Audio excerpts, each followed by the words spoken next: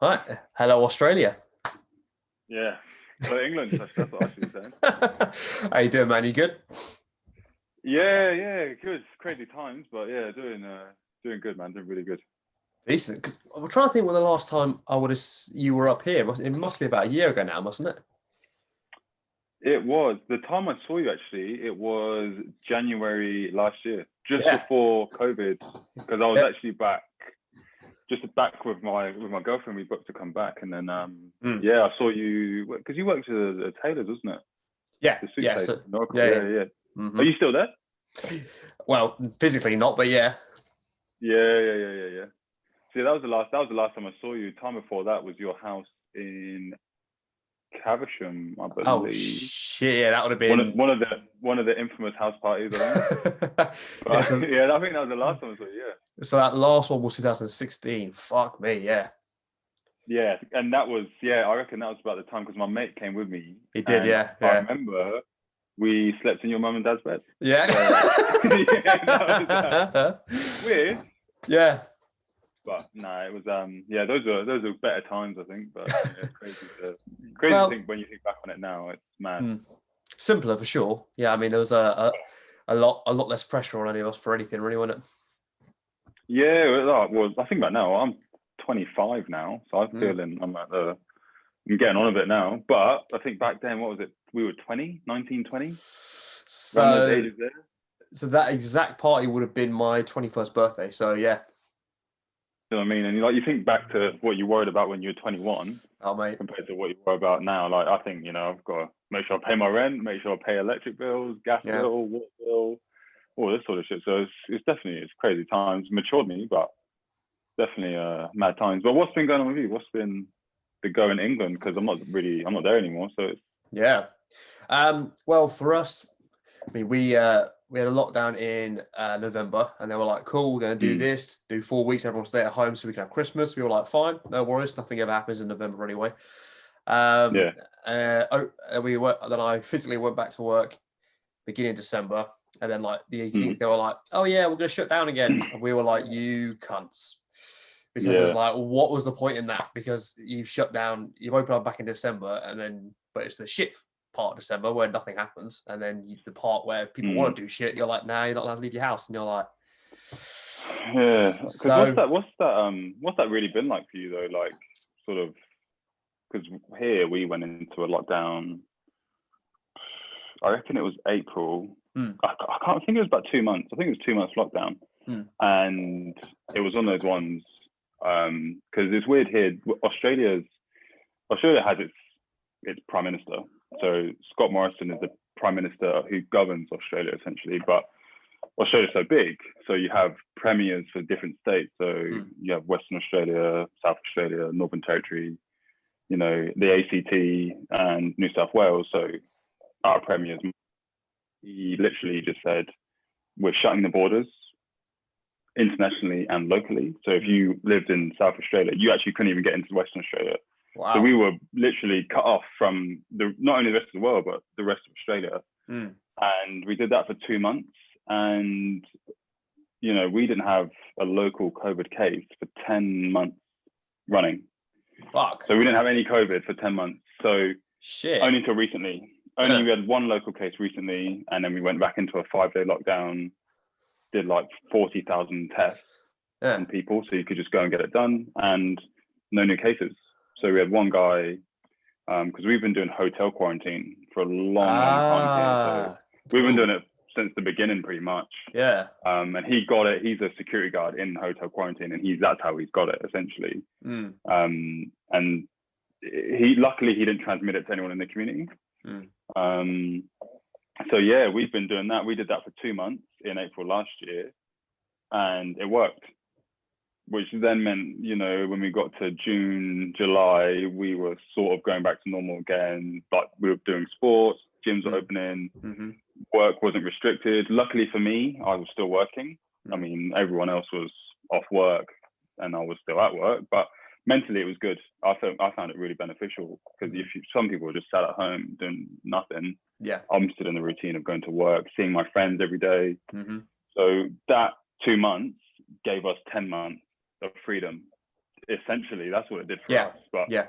when I hear stuff, you know, I've still got Sky News apps on my phone, and I still get the odd drips and drabs. It's like, oh yeah, we've been in lockdown for 10 months and we're still lockdown. So for you guys, I can't even fathom it, you know, and it just seems so shit to and especially our ages, like our age bracket, we're all about socializing. Like we've kind of just drifted off our peak years, like our teens of going out, getting fucked up.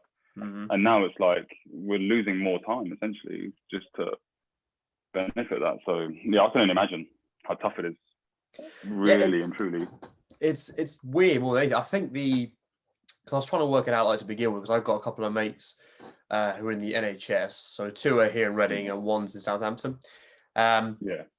And like I just kind of speak to them with like updates and stuff. And there was times when I think it was, so we went to lockdown properly on March 23rd and came out in June 15th.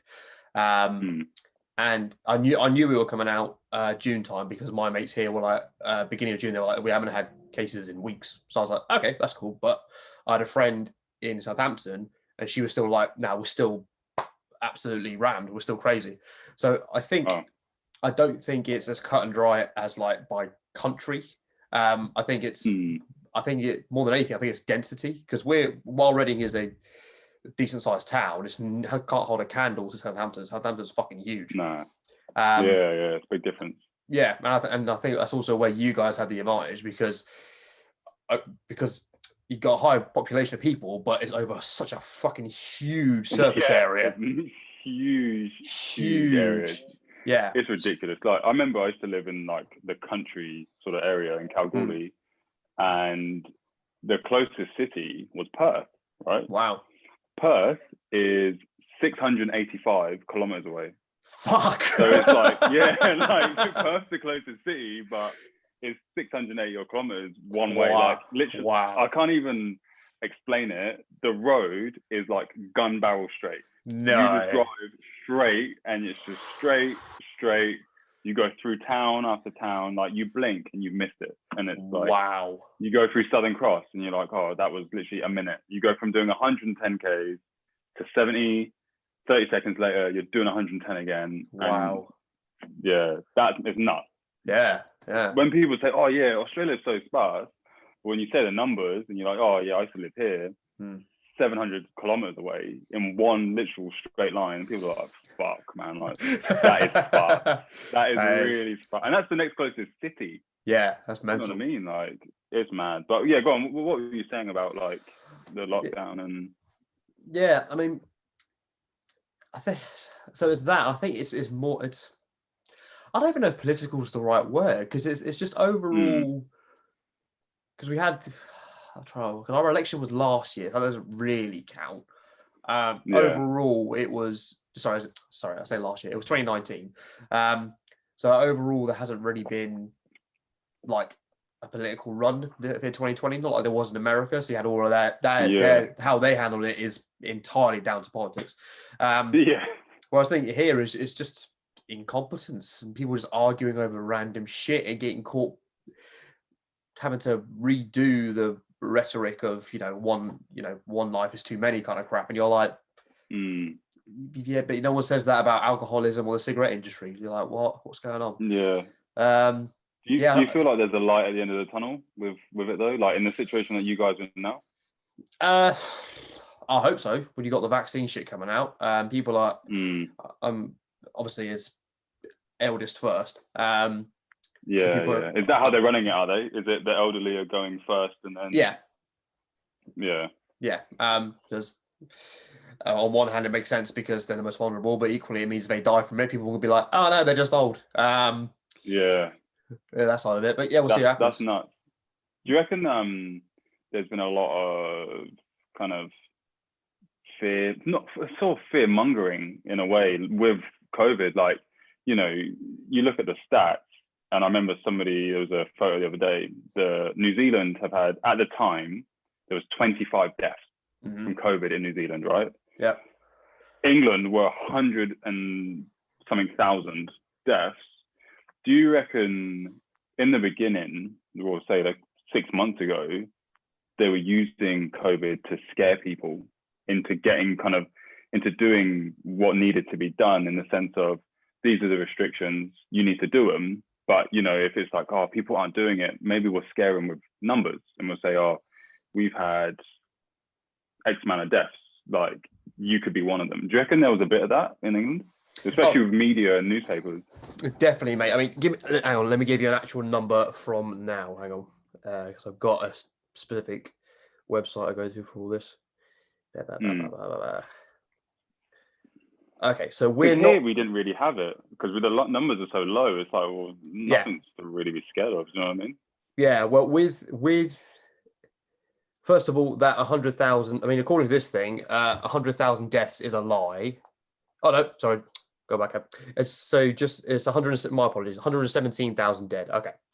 So, real quick, just to give you an idea of what that looks like from total population, which is about 67 million or something.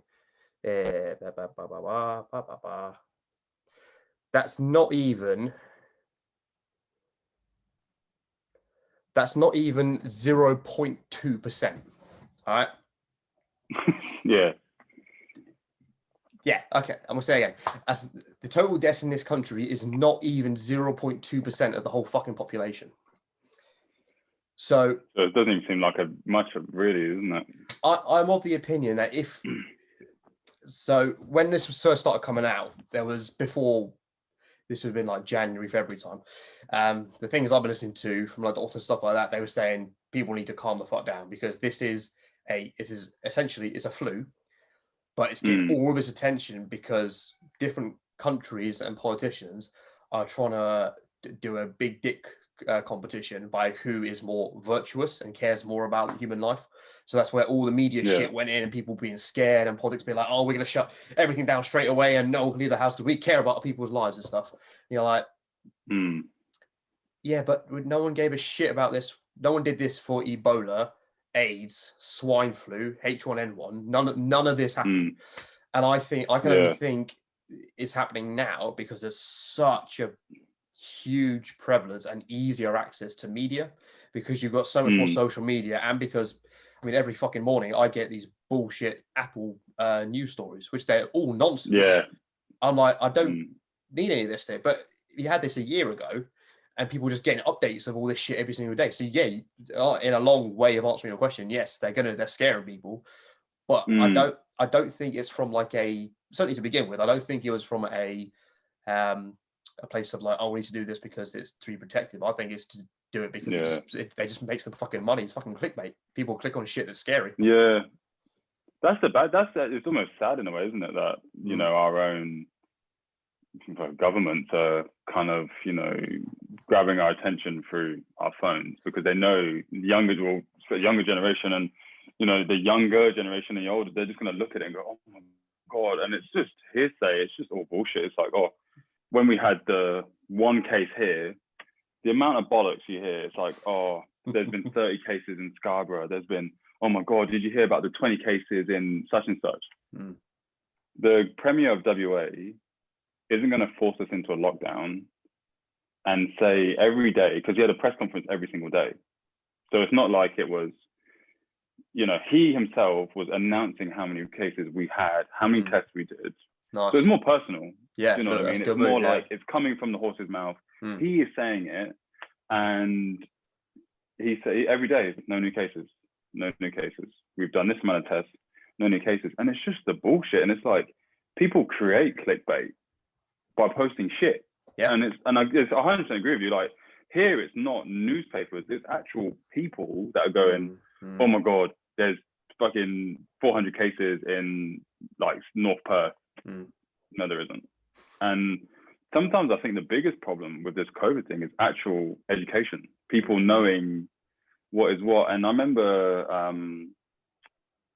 ages ago, I was speaking to lots of people in England, and they're like, oh, once we get the vaccine, we'll be sorted. And I was like, well, the way people speak about vaccines, and me personally, I'm the type of, I don't really pay too much attention if I can't really understand it, because I don't want to form an opinion on something I don't understand, because then I make myself look like a dick, right? Yep. But what I know is a vaccine and what people speak of a vaccine, they're not the same thing. Because a vaccine is something which they give you a little bit, and your body creates an immunity to it, and it stops you from, I mean, people could correct me if I'm wrong, but it makes it harder for you to pass it on. That's kind of what a vaccine does. The way people speak about vaccines is a vaccine is a cure, right? And the way people talk about it is like, this vaccine is going to save us. It's going to do this. It's going to do that. It's like, vaccines give you COVID. They don't, it's like, the vaccine won't stop you from getting it. They're giving you COVID. So you're getting COVID by doing the vaccine, like a small portion of it, and your body will hopefully fight it, create an immunity, you'll be fine. But that's the miseducation there. And I think in this day and age, we're so good at doing it, so good at, you know, perfect example was Brexit. For me, Brexit, I'll tell you what, it's one of my biggest kind of regrets, you know, and now I look back on it, I didn't vote. I didn't vote for anything because I didn't understand enough. Yeah. And I look back on it now, and I always said, "Oh, I didn't vote, so it doesn't matter." But you think how many of me would there have been that would have thought exactly the same and would have gone, "Man, I don't know enough." And that's where I reckon it's on a big fucking downward slope. It's like we're not educating ourselves enough to really know the reality of it. Because if you said to people, "Oh, this is what a vaccine is, this is how it works, this is what it does," people wouldn't form opinions of misinformation, if that makes sense, because it's just hearsay, isn't it? If you hear somebody say something to you, you're going to think, "Oh, that's gospel. Okay, yeah, that's true." And then you tell the next person, they tell the next person, and then it's just with Chinese whispers. That's what it becomes. And it just, everyone's interpretation becomes different, and that, I reckon, is one of the bigger problems as well. Obviously, besides COVID itself, but the misinformation within COVID and all that sort of shit, because the amount of stories, and I'm sure you've heard them as well, of, "Oh, this is what COVID does." I remember I saw a photo of a Chinese guy in hospital, and it actually said, "COVID makes you black." Like, the guy that's quality. I like that. It had a photo of him, and it wasn't even the same guy. It was so obvious. A photo of this guy, and then a photo of him now, and he was like your top. He was black. He had actually turned somehow black, and it was like, "This COVID does this. This is what COVID does." Like, amazing. It turns you black. Amazing. And you're just like, "Oh, what the fuck, man?" It's like, is this really we live in? Like, viruses that are changing people's color. Like, is that what Michael Jackson had? Did he have like a early COVID that changed him from black to white? Is that what he had? Like, it's bullshit, man. You just think like we just creating a society of idiots, man. It's kind of sad to see, because I've got a younger brother, and it's like he's just as susceptible to this sort of thing as anyone else. So, you know, what are we really breeding in society? You know, and it's sad, really, really sad. And yeah, I don't know what to say about it, to be honest. How old's your brother? 17. He's going to be 18 the 1st of March. Okay, because my younger sister is 19, and so she's off at uni at the minute, and her and all of her mates are the most fucking switched on group of people I've ever met. Really? Yeah, which is, it's really interesting, because it's actually the people who are like 30 to 50 are the idiots, whereas everyone on pretty much, I think there's anyone my age who's, people, my friends are either ambivalent or this is horseshit. And everyone below me is like, this is horseshit. It's that weird young adult, it's that weird adult to late adult that are like, "Oh my god, this is terrifying," sort of stuff. I suppose because they either actually do or perceive they've got more to lose, I suppose, because they've got families, they've got other kids to worry about, or maybe I don't know, if they're in their 30s and they're single, then that means they're sad in general. But yeah, I mean, my sister's lots, they're just like, this is absolute nonsense. All of us have just been pretty much carrying on as normal, where they can get away with it. And they're like, look, and even if, you know, we fucking catch it, it's just like, I mean, Amy had it in October. Me and Dad had to self-isolate with her. We were here. She had a temperature, couldn't taste for 3 days.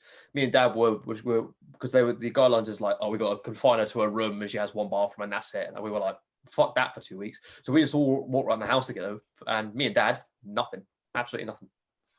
That's mad, isn't it?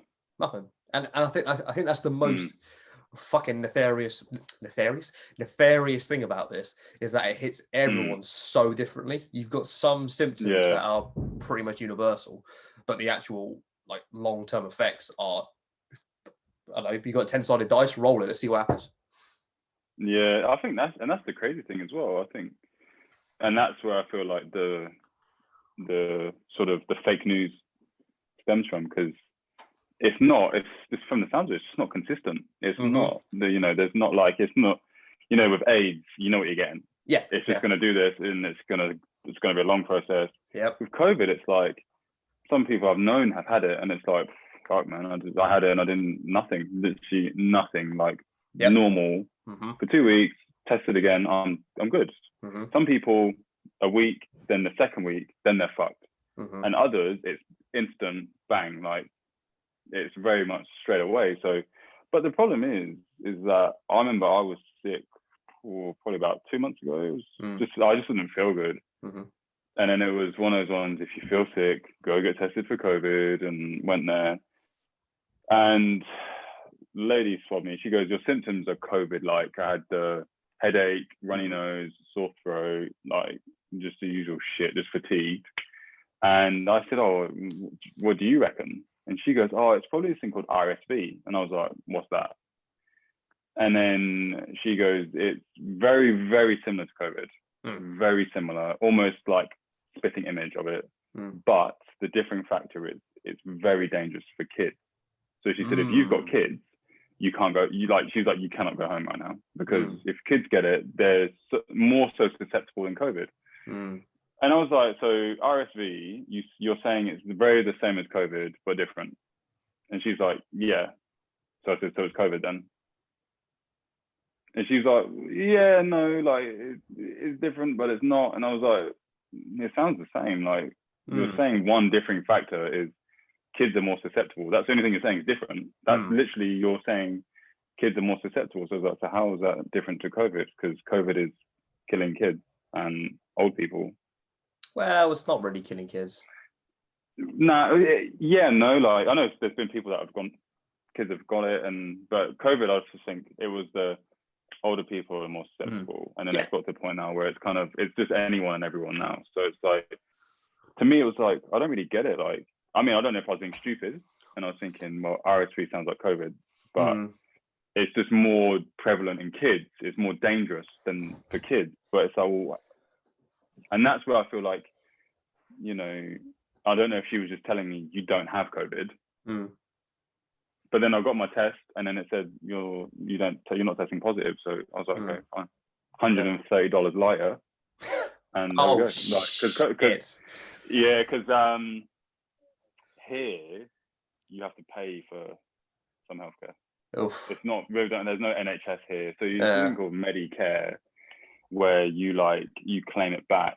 So if you go to the doctor and the doctor's appointment's like $100, so and then you can claim back 70%, you claim back 70, but then you pay 30. So you still pay. The good thing is actually, because I'm England and Australia have a reciprocal agreement. So if I have to be treated in a hospital, I don't pay anything. Okay. But the moment I'm treated outside of a hospital, I have to pay. Right. All right. Fine. So go figure. The other day I was in hospital and I didn't pay anything. But the doctor's appointment I had to get to go to the hospital was $130. So I was like, not quite seeing the logic there, but all right. Yeah, okay. So I was thinking, well, if I just cut out the middleman and just went to the hospital, I wouldn't have had to pay anything. Yeah. So it's weird. Right. It's like Australia and England, I can't, like, they're so different.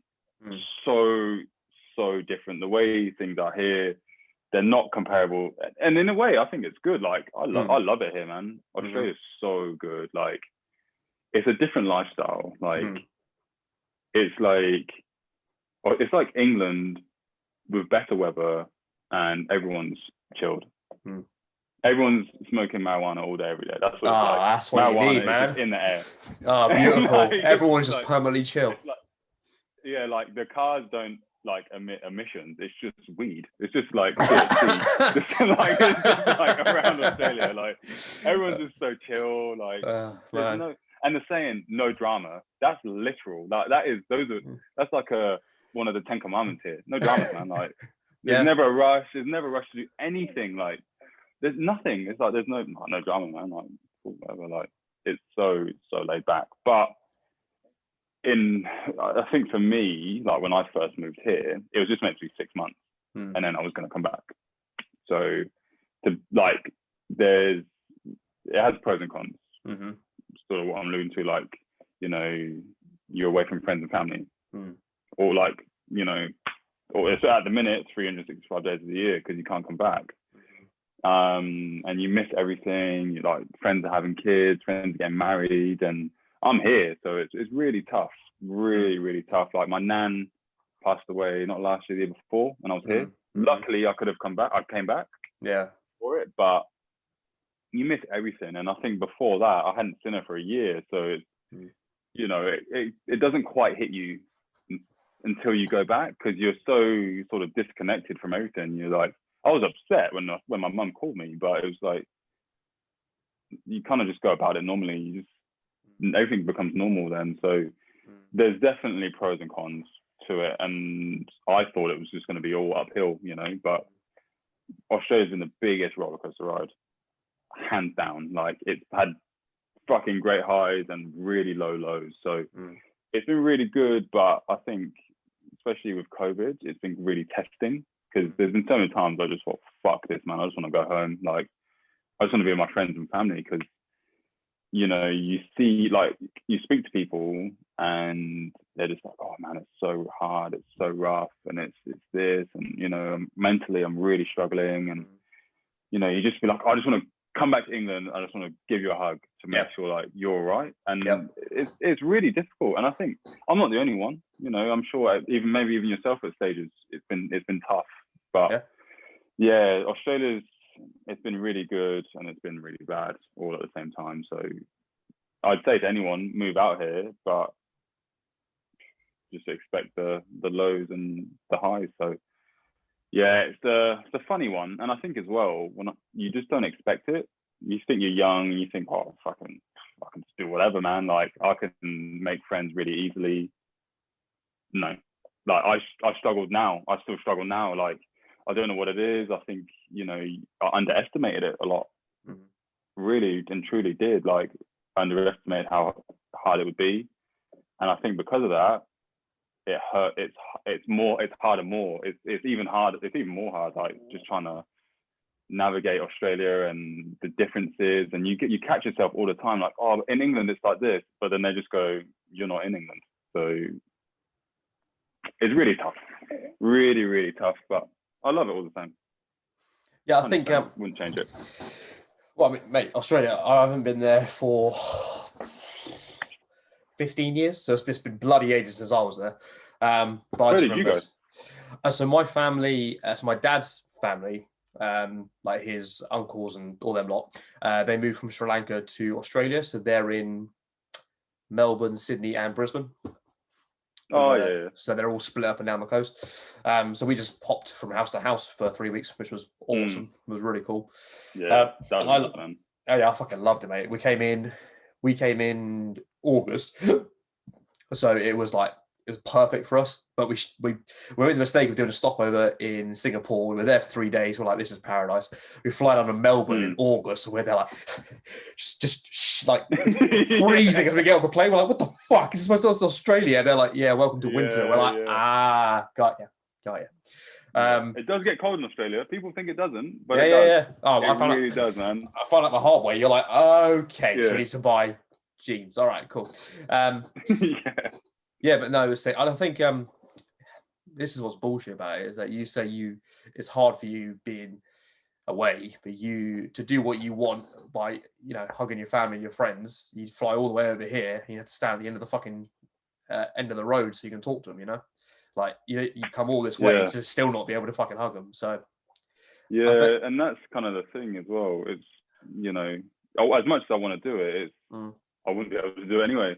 So, and that's the hard thing. And you see, I remember, I don't know what they're called, but the sketches you see in newspapers. There's a name for them. I'm not sure what it is, but there was lots of sketches going around, circulating, especially with like teachers, because my girlfriend's a teacher. And I know I think schools in England still haven't gone back, have they? Is it March or something like that? Yeah. So apparently it was something like teachers still had to teach, but they were more acting as daycare. If your kid was in, your parent was in the public sector, so nurses, firefighters, police officers, whatever essential businesses, you still had to go to school. But the sketch that I saw was a teacher in a classroom and their family were on the outside of the class, outside the window. And it was something like, how come this kids were saying, how come they get to see my gran, but I can't? And it was sort of saying like, how come all these other kids get to see somebody else's parent or whatever, but their relatives don't? And the only way that you could see them was if your child went to that school as a relative. That's the only way you could see family and stuff. So, you're interacting with other people's kids and you're never getting to see your own family. And I think that was a lot of teachers that hurt a lot, because you're only in the next suburb, and you can't go to people's houses. And, my missus' mum and dad lived down the road from us, essentially, and we couldn't go there at all because there was social distancing limits, and it was 2-3 people in a house and whatever, only people in those households. So we didn't even have bubbles, not even that, because I know you guys had that for a little while. Like you could go to one other household. We didn't have that. You couldn't do that. So Jesus, I know a lot of teachers found it tough, especially if they have nieces, nephews, grandkids. I can't even see my own grandkids, and I'm seeing all these other kids who are my grandchild's age. So mentally, I think that drained them massively. And and it was like double the workload. Like Laura was saying to me, she was doing online learning and classroom teaching. So you're doing double the work. And let's be honest, man, if we were in that situation, would I be doing the fucking work? Probably not. No fucking way, mate. Home, and you think of what kids got now? You got fucking Fortnite, Warzone, all this shit. Fuck, am I going to be doing my homework? And you think my mum is going to be there to make sure I do it if she's out? That's what I mean, man. Like, it's unbelievable. And sometimes I think, actually, I've got a question for you. Go on. If Boris Johnson tomorrow came out on the news tomorrow and he said, right, everyone, I've got a master plan, right? This is what we're going to do. This is going to get us. If he said we're going to, because I know England's slightly different, so it has to be done differently. But if he said, all right, in 2 weeks' time, we're going to go into 2 weeks full lockdown. There's only specific jobs that are going to be open, and that's literally healthcare, maybe petrol stations so people can drive. Very, very, very limited jobs, more so than before. Do you reckon if he came out and said that, people would abide by the rules that he put in place? Honestly. Considering the way lockdown has gone up until now. I think there'd be a lot of talk, people going like, this is nonsense. But I still think people would do it. I think people would do it in the hope that, okay, if we're really intense for a brief amount of time, please can we have less restrictions afterwards? The problem is there's no reason for him to not extend that and keep extending it. Because he can't see the future. Do you reckon though, but he's, in a way, you almost have to make it in the situation you're in. You kind of have to force something to happen. Well, this becomes the sketchy area when people are like, okay, the powers that be are now going to use it for nefarious purposes. Because, whatever logical train you want to go down. Because, it's as we all know, it's just repeating the same shit. It's crushing small businesses. People are going crazy, sat at home. What has to be weighed up is how many people.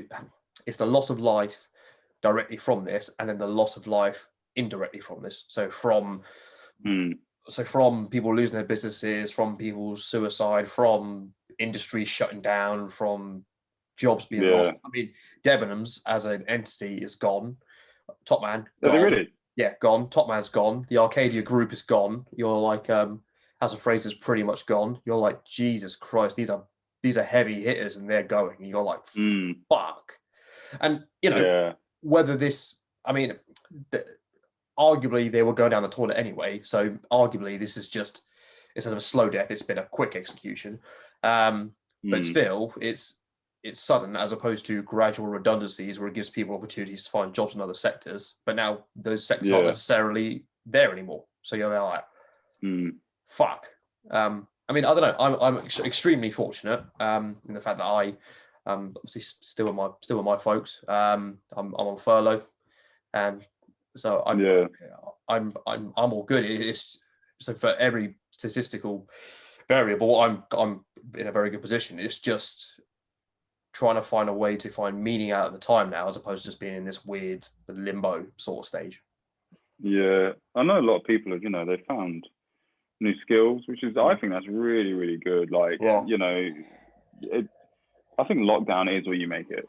And you see some people come out of it and they've lost they look like a new person. Like they've really gelled to the home workout and they've made it really work. And I think that's amazing. Some of my mates just learn how to bake. And some people see that as not even the best skill in the world, but it's something new. And it's, I think that, lockdown, you can either learn something or you can do nothing with it. And I think that's the difference there, is doing nothing with it poses more mental challenges because you become more reclusive. You don't have social interaction anymore. And, I spoke to my mum about it the other day. My mum's been working from home since lockdown started. So she's been at home, 10 months now.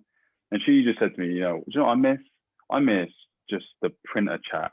Just when and it's just talking I feel that. shit for like 5 minutes. And it's like, how was your weekend? Yeah, it was good. What about yours? What did you do? Oh, fucking, I did the garden or whatever. Oh yeah, well, I did this. And she goes, that you take for granted so fucking bad. And that's what I mean. It's lockdown's been hard it's been hard on everyone. I mean, I don't know many people that have benefited from it. Like actual, probably, oh my God, lockdown. But, probably anyone who's got an online business that is suddenly in high demand is probably having a great time. Like any sports company is having the best time right now. Amazon, they're killing it. Mate, I'm stuck on eBay. I can't get off. Amazon, eBay, all of that shit. Yeah. It's funny. Amazon only came here like a year ago. Fuck off, really? Serious, man. Like, shit. Amazon came to Australia like a year and a bit ago. Yeah. No, I remember I was saying, fucking in England I use Amazon. What? What do you use? What? That's mental. You got rainforest in England? I'm like, no, I'm talking about the online shop that you can buy shit. Yeah. And they're like, what do you mean? I was like, yeah, man, like Amazon. It's just an online shop. Like, that's crazy. And now it fuck me. Like, I mean, Laura goes on Amazon and finds bullshit to buy. Like, she showed me the other day, fucking, when you got like toothpaste and it's like there's stuff in there you just can't get it out.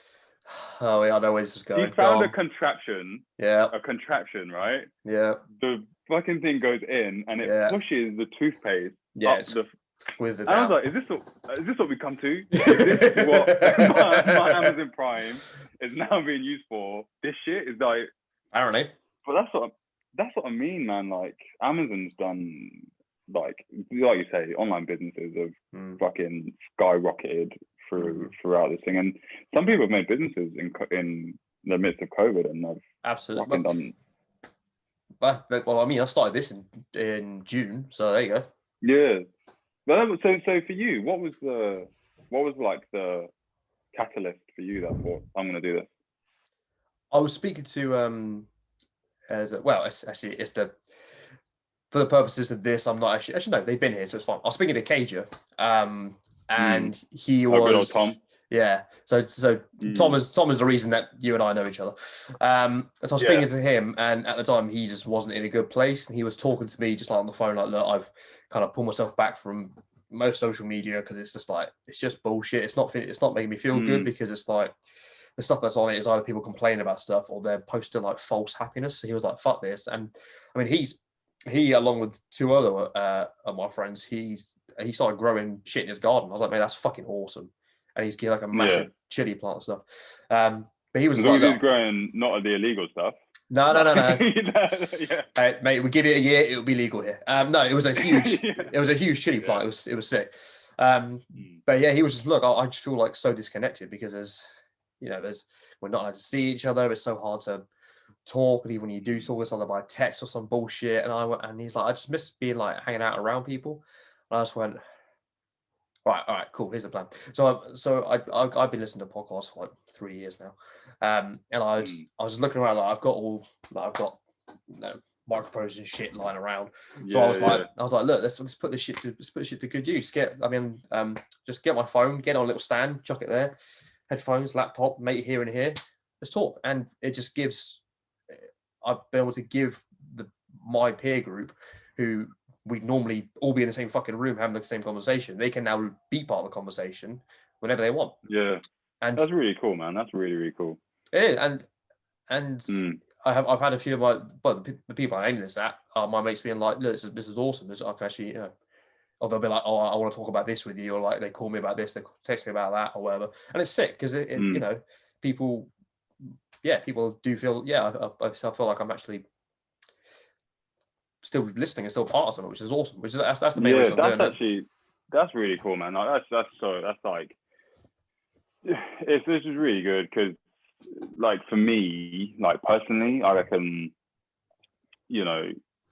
on the surface, like for me personally, people look at me and go, fuck, like Dom's in Australia, like I post this and Dom's, he's doing this, like he's at the beach, that's so fucking lucky, like, but actual fact, like it's quite lonely. Like I don't have abundances of friends here. And in England, I was a social person. Like I loved going out and I loved seeing people. And I remember like sort of like soppy moment here, but when you messaged me, that meant so much because I was like, fuck, man, like there's still someone out there. Do you know what I mean? Like that wants to talk to me. So yeah. And it meant so much. It was just like, hey mate, how are you? Like, what's going on? And like we were speaking for 5 or 6 days straight, sort of thing. Like, obviously, time difference granted, but it means so much. And it's just like the reaching someone being like, I'm not actually all right. Like, I'm not okay. And it takes a big person to admit that as well. Like, to even come to terms with, I'm not all right. And I think it's great. I think it's absolutely fantastic. Like it's just an outlet, isn't it? It's more of a, and I think it's amazing. Podcasts are great. I listen to Joe Rogan like as much as I can. Of course, he's like the king of podcasts. Like, yeah. And there's a few others. Do you know James Smith? My boy's in Bondi. Yeah. He's brilliant. I actually think he's fucking incredible. Like he just says how it is, like exactly, and he says if people don't, he's like Marmite. If you don't like it, you love it. You love it. Yeah, like he's so fucking good. Yeah. There's a few I did film photography for a bit. And I gave it up recently. It just got too much. Like it was almost like a job, man.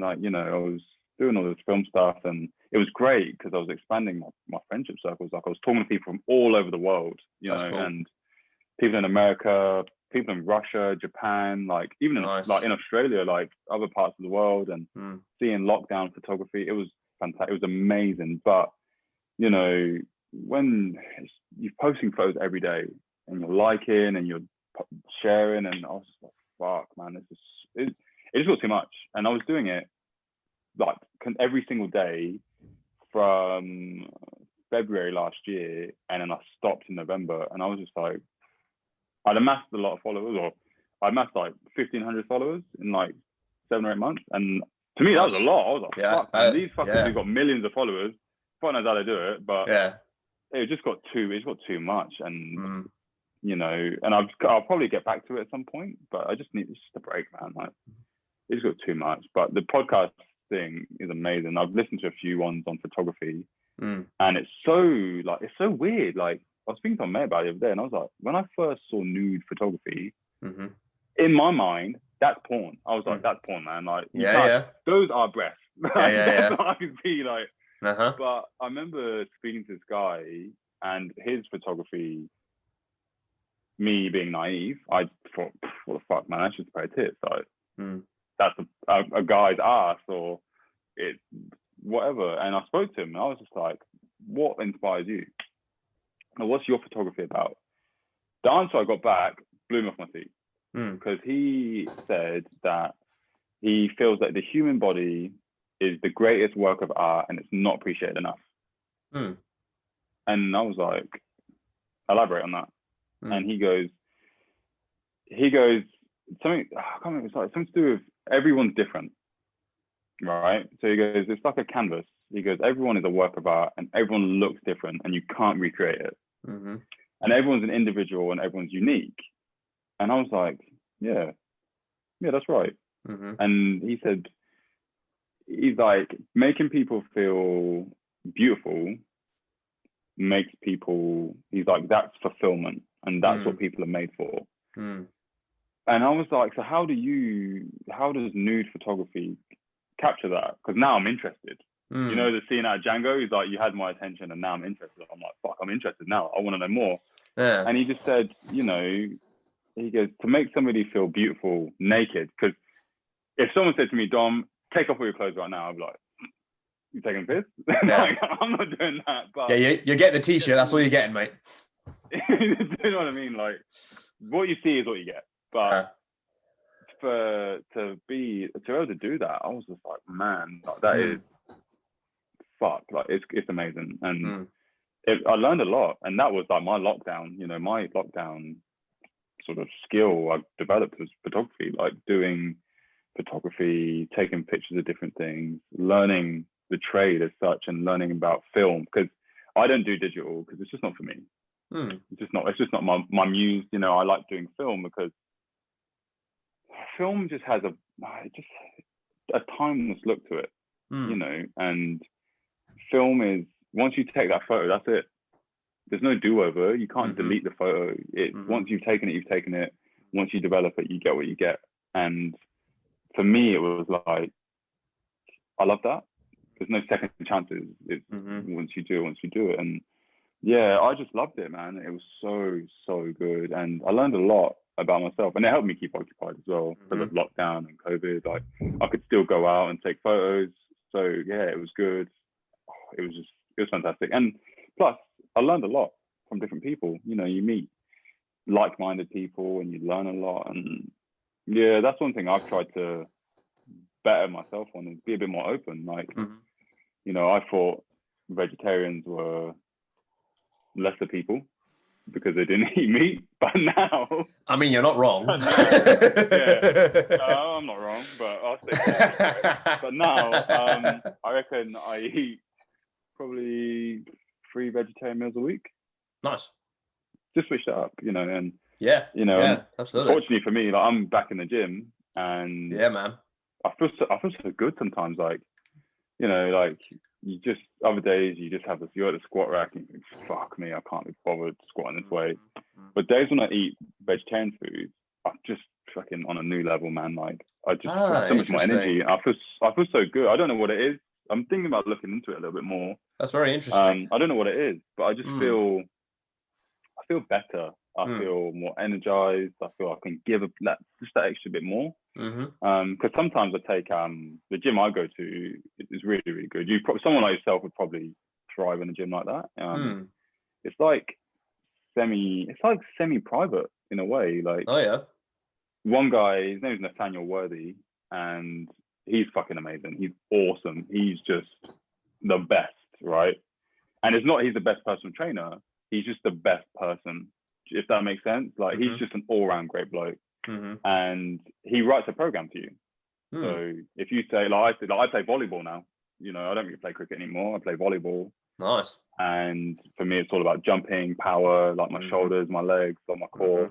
And here, my program is specific to that. I go to gym, and it's all on an app. See what I've got to do today. I record what I've got to do, because you know, when you first start going to gym, you get those little books, and you have to write in like a cap like that big, like the tiny little square pages. Yeah. Yeah, you got to write in that like fucking Romanian deadlift or whatever, and then record the weight. And when you I got to fucking go back through, but this is all on an app. You can look at app history, see what you did. It's real easy, and it's really social. So we do events together. So we went and watched baseball. You can watch baseball in Australia, which is crazy. We watched Perth versus Adelaide, I think it was. We went and did that as a group. Nice. We're going down south to Dunsborough in March. We're watching one of my mates play ice hockey this Sunday. Oh, you go to an ice hockey match to see a fight. I like it.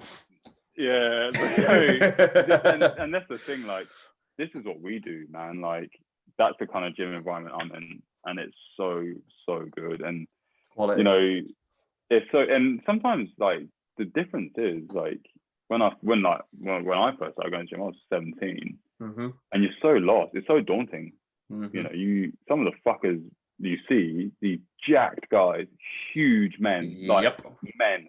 Like, you're 17. I mean, I'm 6'4", but I'm not big. I'm not like a unit or anything. But when you see these guys, like biceps the size of your fucking head, you're like, Jesus Christ. And it's so scary.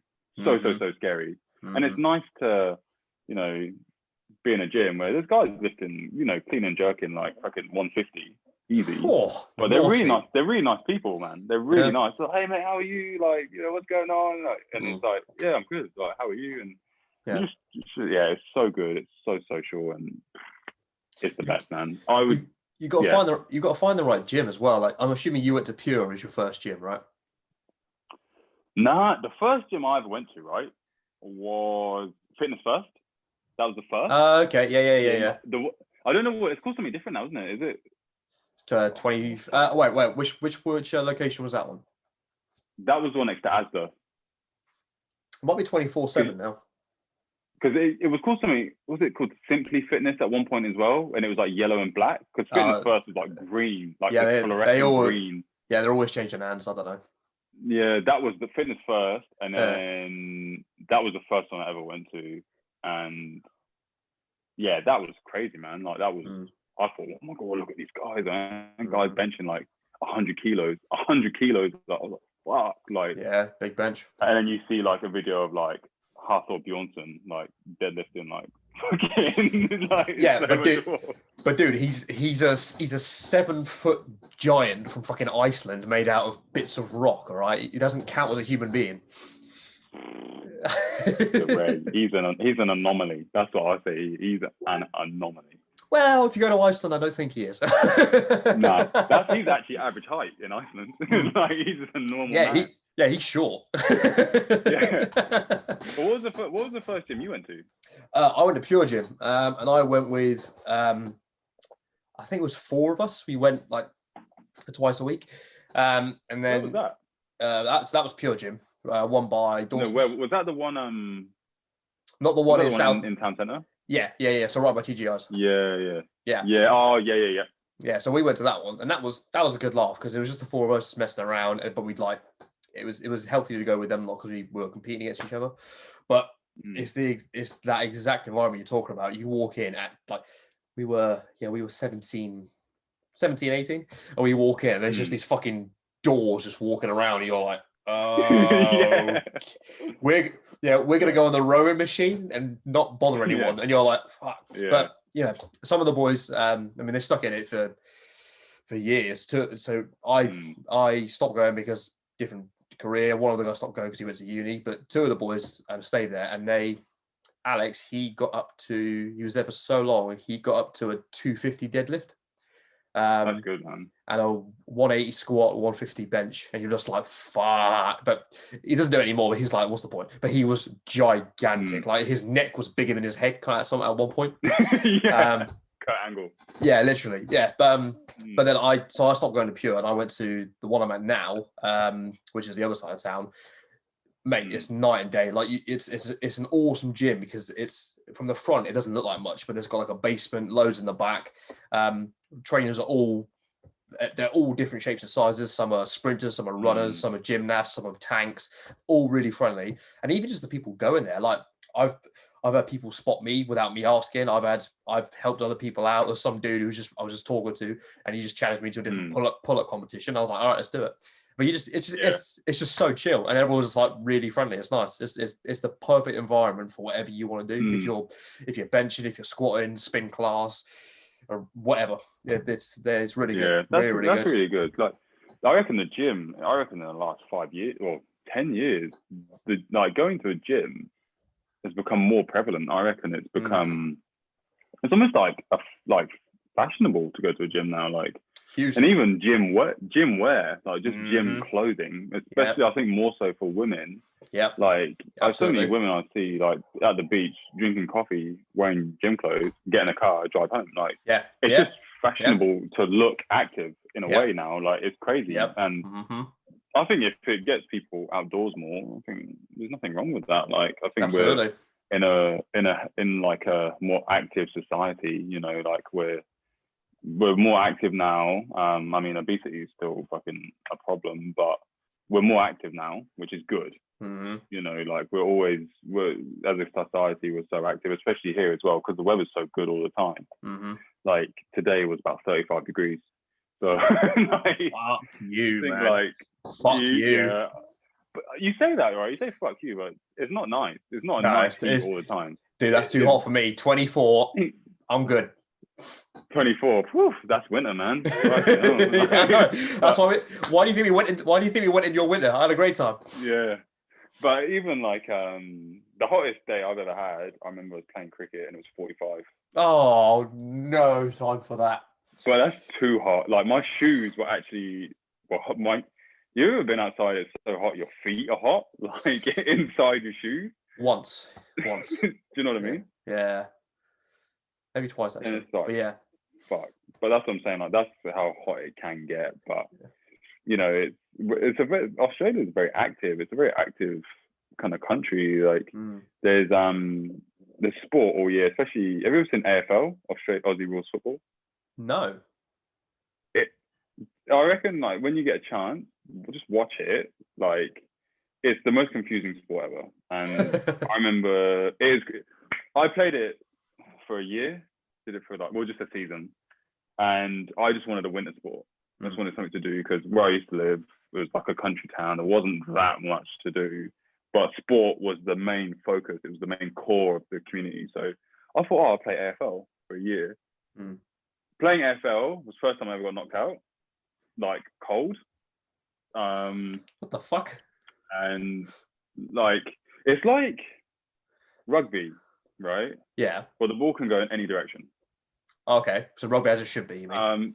Yeah, like pretty much. But when you run with the ball, if you go, I think it's 5 meters. I don't know exact distance. You have to bounce it. So the ball's it's like an elongated football, like a real rugby ball. Oh shit! And like you can bounce it in a way, and it comes back to you essentially. Yeah. Like if you're good, I couldn't do that. I used to bounce it and it would like either go away from me or just like fuck off somewhere else. Right. Yeah. And like the other opposition would get the ball. I'm like, okay. And it's so fast paced. You've got to be fit. You have to be fit. I remember the first training session I did. You know when you get stitched so bad you can't breathe anymore. Like your rib cage actually feels like if you keep running, like it's just literally just gonna cave in on itself. That was my first ever training session playing AFL, and I was like, and everyone's like, Dom, are you okay? Like, give me a minute, because like I'm like having like an edema in my lungs, like it's all collapsing right now, and it's such a good sport, like it's so good. But watch it, and fuck, man, like it's like you don't tackle, you kind of bang into each other, like you're just knocking into each other all the time. And one guy, actually Churchy, the lady got killed playing AFL. What? She it was like she got a head injury, she got concussed, and she had a bleed on her brain and died. Fuck. So it's a serious, like, it's no joke, man. Yeah. It's a serious sport. It's good, like, it's good to watch. It's like with your mates, like drinking alcohol, like they call it piss here, drinking piss. That's the term for alcohol. I love it. Drinking, like, yeah, sinks and piss is the Yeah. word used, but Love it. Yeah, it's such a good sport. Like, it's amazing. But what's going on with the music? What's the go, man? So music wise, I love that band. Was it as a handstand parade? That's what it's called, isn't it? Yeah. That was the lick, man. That was thanks, man. so good. It was so good. I remember pushing up the daisies. That was my jam. That was my jam. Thank you. It was so good. But what's going on? What's going on with that and the crew? Like, what's that? Is it kind of like hiatus for you guys? Is it come back to it later, or is it just Yeah, so we I can't remember when we released Daisies. I can't remember if it was like 2020 or 2019. My memory's terrible. I got Spotify here. You should know, man. You were playing the drums in the song. Okay, I want to say off the top of my head, I want to say October 19 is what I'm going to say, but I could be wrong. Let me give me a fact checker over here. Here we go. 2019. There you go. Done. Okay. So got it right. I know most stuff. So we that was the last thing we sort of wrote and produced. Since that came out, we've been like rehearsing stuff. We had like a tour at the beginning of 2020. So we went up to we did Leeds, Sheffield, and what was the other one? Manchester again. Anyway, what was that like?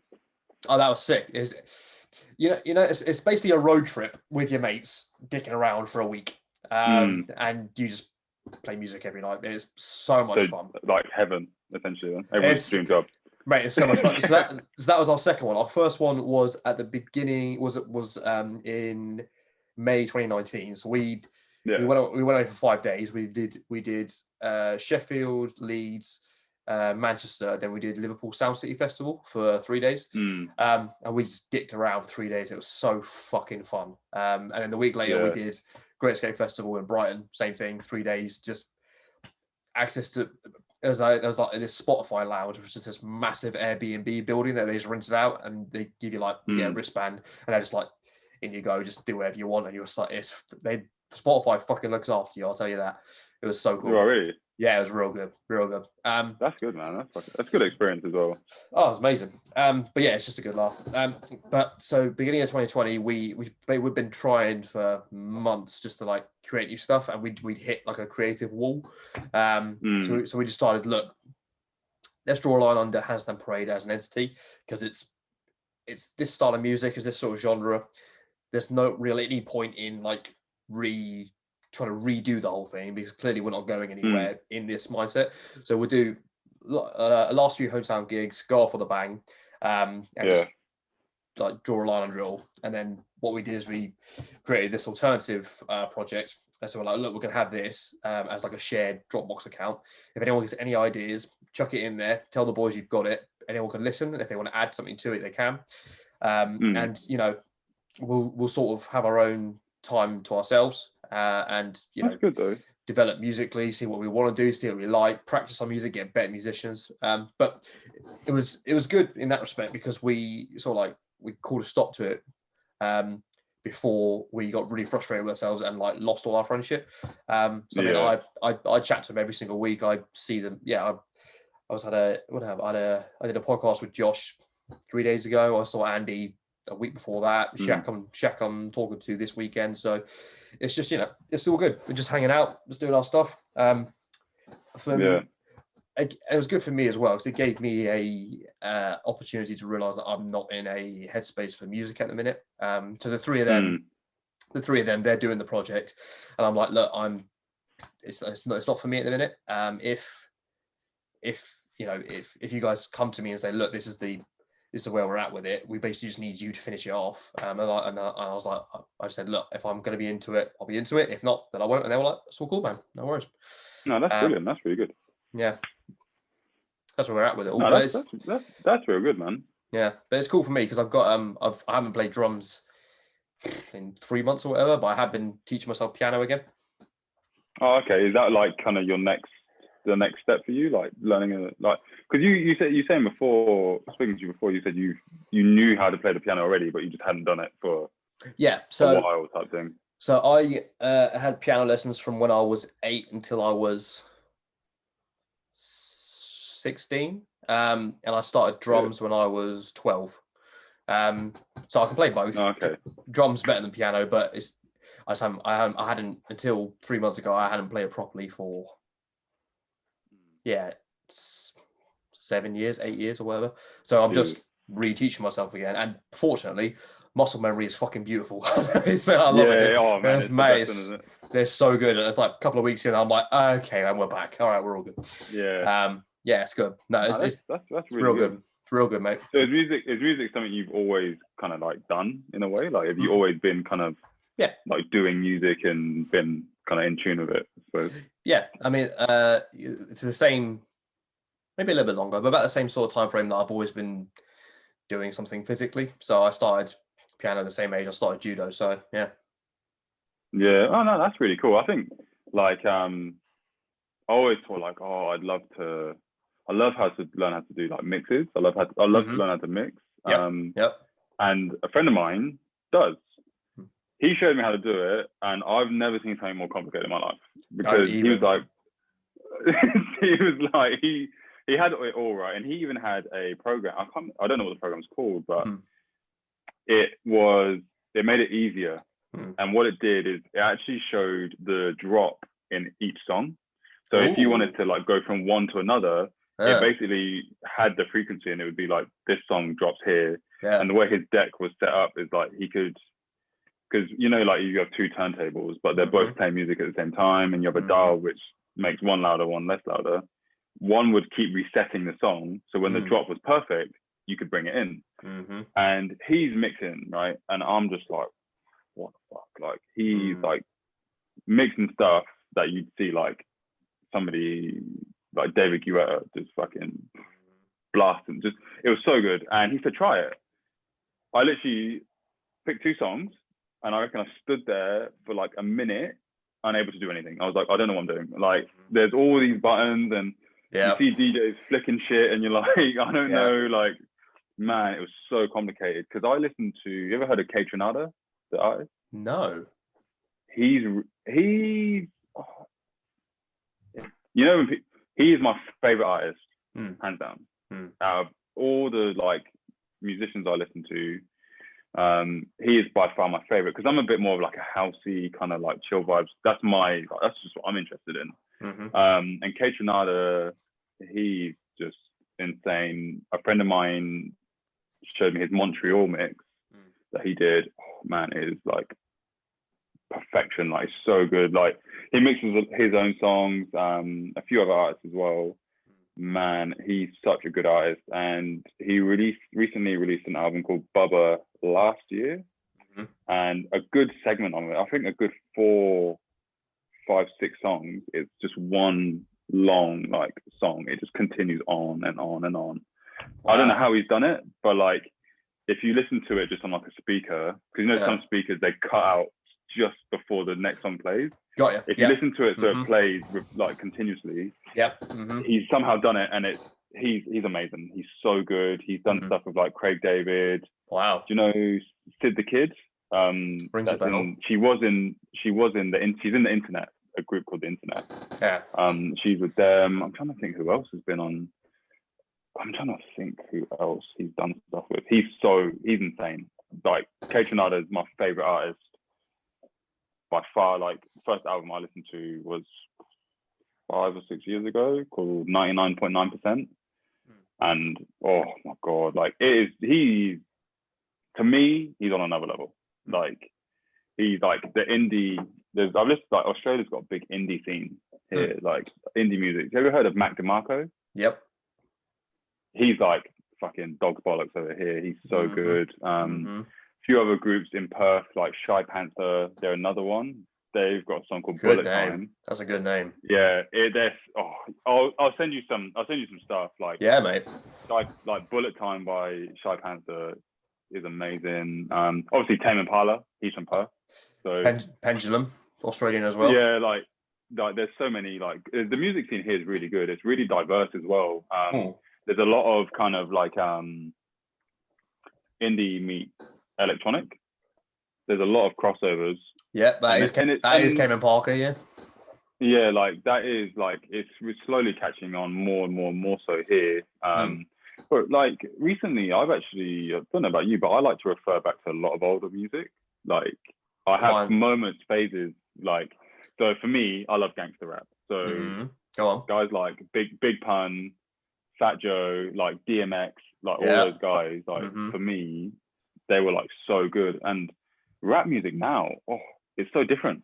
I cannot get behind it. I cannot like Migos, like 2 Chainz. I remember I saw it was 50 Cent, Snoop Dogg, and somebody else, and he literally like summed up rap music. And he's like he's like it's just so he's like it just doesn't flow. It's like, what the fuck, man? Like he's like, is this really what I went through all of this to make this? Like, well, the thing about rap, I mean, you've got NWA, obviously the fucking forefronters of that. Biggie, God, Ice Cube was Biggie, Ice Cube as well. Oh my God, why's my brain be shooting? Wu-Tang Clan coming after them. Yeah. I mean, Tupac as well. Tupac was a massive one in that, especially in that era. Tupac, 50 Cent. I mean, 50 Cent's later on because he was like late 90s, early 2000s. Early 2000s. Yeah, so he's later. But yeah, Tupac's granddaddy. I mean, with them, I mean, who was I listening to? I was listening to, it was RZA from Wu-Tang. And he was saying that when we were at school, there was no money in the curriculum for music lessons or music instruments. So, but we had this drive to make music, and we wanted to make music because of like we were rapping and we were like making up rhymes and stuff. So what they did is that's where the whole mixing came from, because the only thing we could do was get cassette players and like pull them apart and glue them back together again and play them and then rap along to it. Because like we had no other way to make music besides these existing songs and just take them apart and put them back together, and then that's how we did it. So that's where all the stuff came from.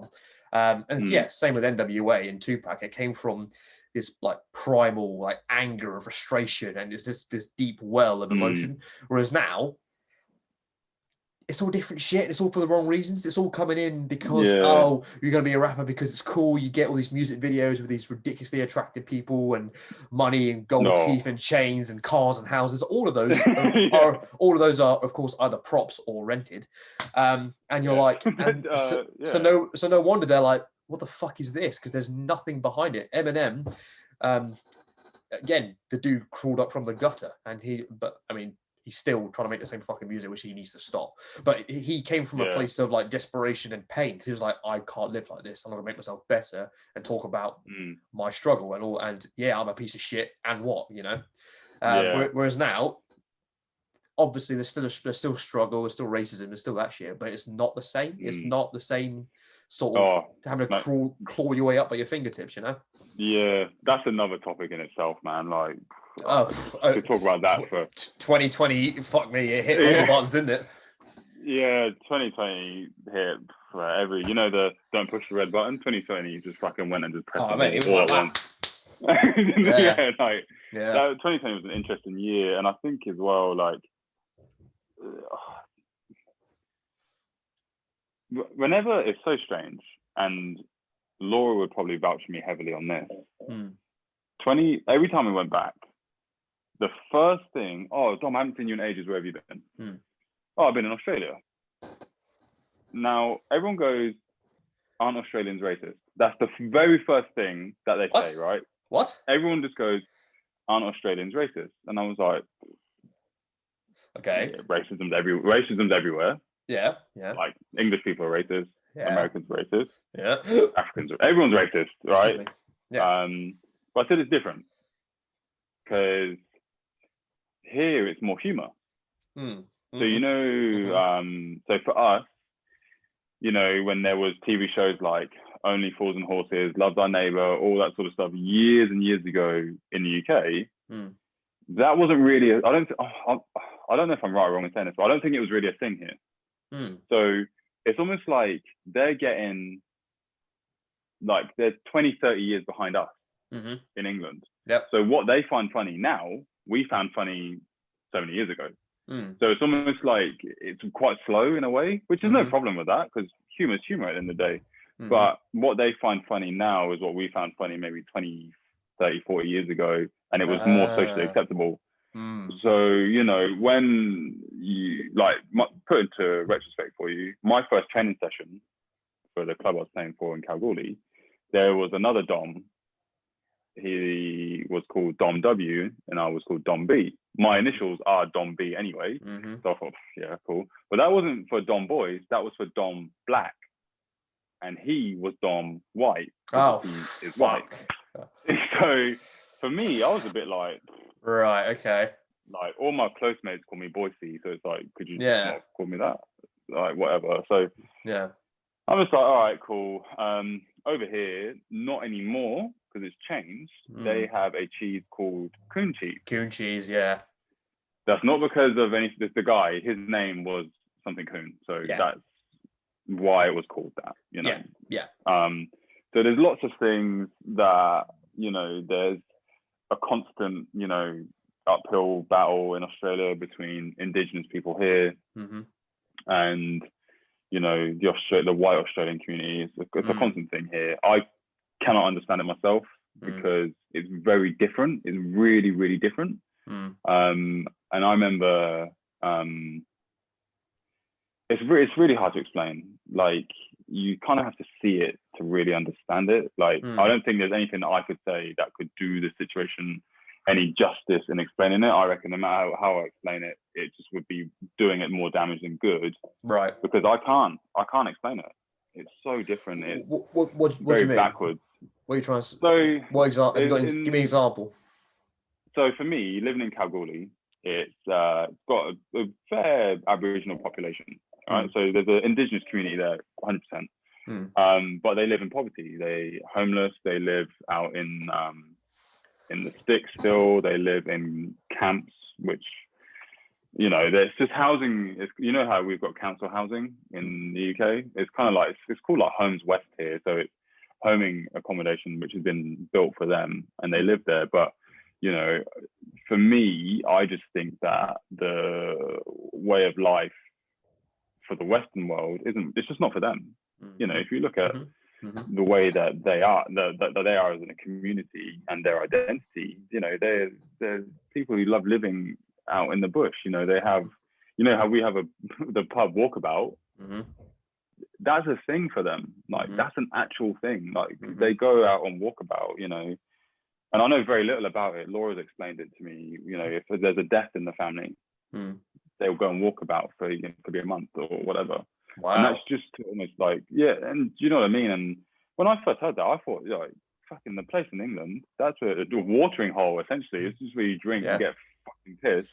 And to them, that's a big thing, you know, and it's so different. And I just think that, personally, from the outside looking in, it's not that they don't want to conform. It's just, I just think this is not their way of living, you know. It's just not the way that they live. And their culture is so deep rooted into Australia, and there's areas where it's so sacred to them. And there's stories of, you know, a friend of mine told me about, there's a lake in Esperance.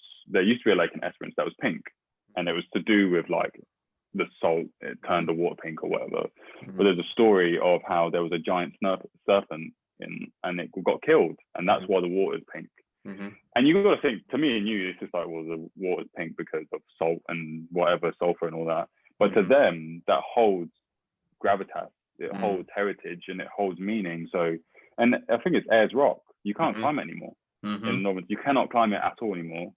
And that holds so much. That's a good move. Yeah, and I think it's the right thing to do as well. But I think as well, there's problems, you know, like the government throws money at it. and I don't know if that's the best way to do it. I mean, I don't know enough about the culture and the history to really say, oh, this is what we should do, this is what we shouldn't do, let's do this, let's do that. Because it's so complex, and it's there's so many things that have happened. You know, and there's people, and I think the problem is that there's so many sides to it. There's probably a portion of the Aboriginal community that are happy to just work and just live their lives, and maybe there's a portion that still hold that resentment for what's happened. So it's hard. It's like, how do you appease both? And that's the main issue. It's how do we conform to everyone? Because if you're damned if you do and you're damned if you don't. Like, we've built this on your land, so we're going to give you money. Some people don't want that. Yeah, we're going to give you currency for something that we impose value on, but you have no value of. Yeah. And like what they hold as value is like almost a spiritual connection. No matter how much money I could give you could, mean anything. And sometimes it's like, you can't. There's so much built on it now. You can't go, oh, have it back. Because it's just like there's mine sites on land that mine gold and iron ore and nickel and whatever. You can't just go, oh, well, here you go, have it back then.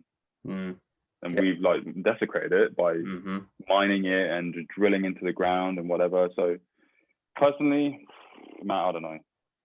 I mean, you'd have to.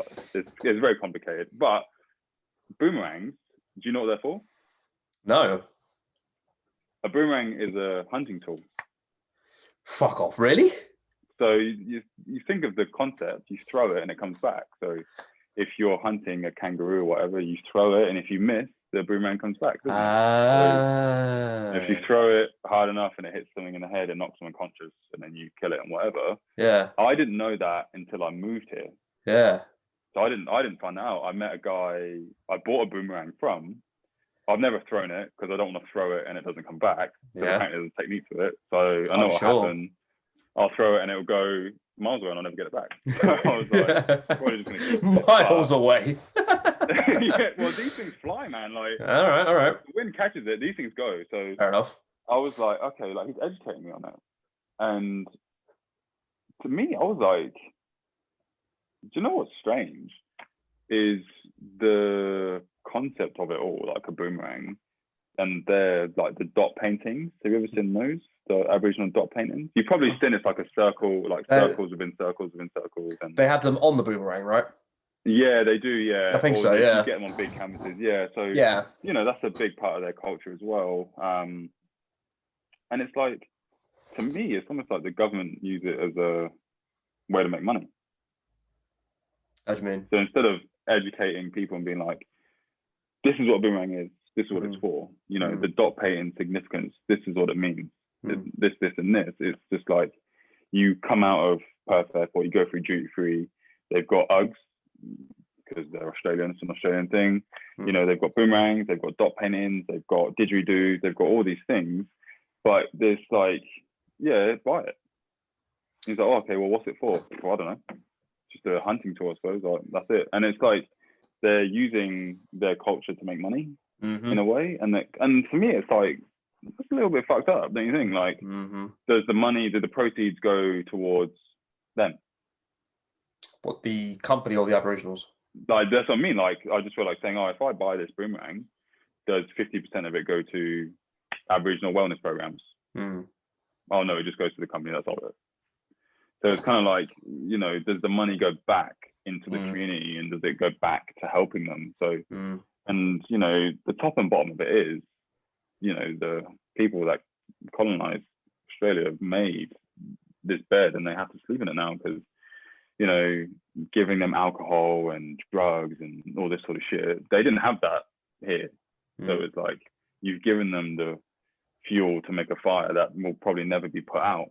And what do you do now? You can't bump your gums and stamp your feet about it because, we've made this problem essentially. So, yeah. And funny enough, I met an Aboriginal guy, told him I was English, and his conception was it was my fault because Wow. of the people that came here initially were, you know, it's the whole convict story, you know, the British, like the Empire sent these people here and did this, that, and the next. And it's like, oh, you guys did this, it's your fault. And it's like, well, I mean, I didn't, but I can see what you're going at is, like English people did that. And, you know, it's a tough one to crack. It really, really is. It's such a deep rooted, you know, kind of issue. And it's like, sometimes it's baffling. It really, really is. It's the same thing with, you know, obviously Native Americans, obviously for Americans, exactly the same thing. Though I'm interested, my time scale is terrible. I wonder which one happened first. I want to say America happened first. I think America happened first. Yeah. Okay. So they've had longer. Because I think Australia was like 1600s. Yeah, but I'm not even going to pretend to guess. I think Australia was around 1600s because I was watching because they have a day here called Australia Day. So there's a day that kind of celebrates like Australia. I mean, I don't really understand the meaning of it. I don't know what it's for. I don't know what Australia Day stands for. But a lot of people like want to get the day changed. Being called Invasion Day. Wow. Because people want it to be just to rip the band-aid off and just call it what it is. Because, you know, you can imagine from some people's eyes, calling it Australia Day, it's like you're celebrating mass genocide and all that sort of shit. Yep. Calling it Invasion Day, you're just calling it what it is. So, you know, that's another thing in itself. And yeah, it's crazy because I just kind of sit on the fence. So well, I just think like, as you said, I mean that dude to a point is rightfully angry, but there's no point being angry at you because you personally didn't do anything. But he'll look at you as the English as this entity. It's not an individual person who's then got to then weigh up upon their merits and their own individual actions because that's far too complicated. And also he's coming from a place of arguably righteous anger.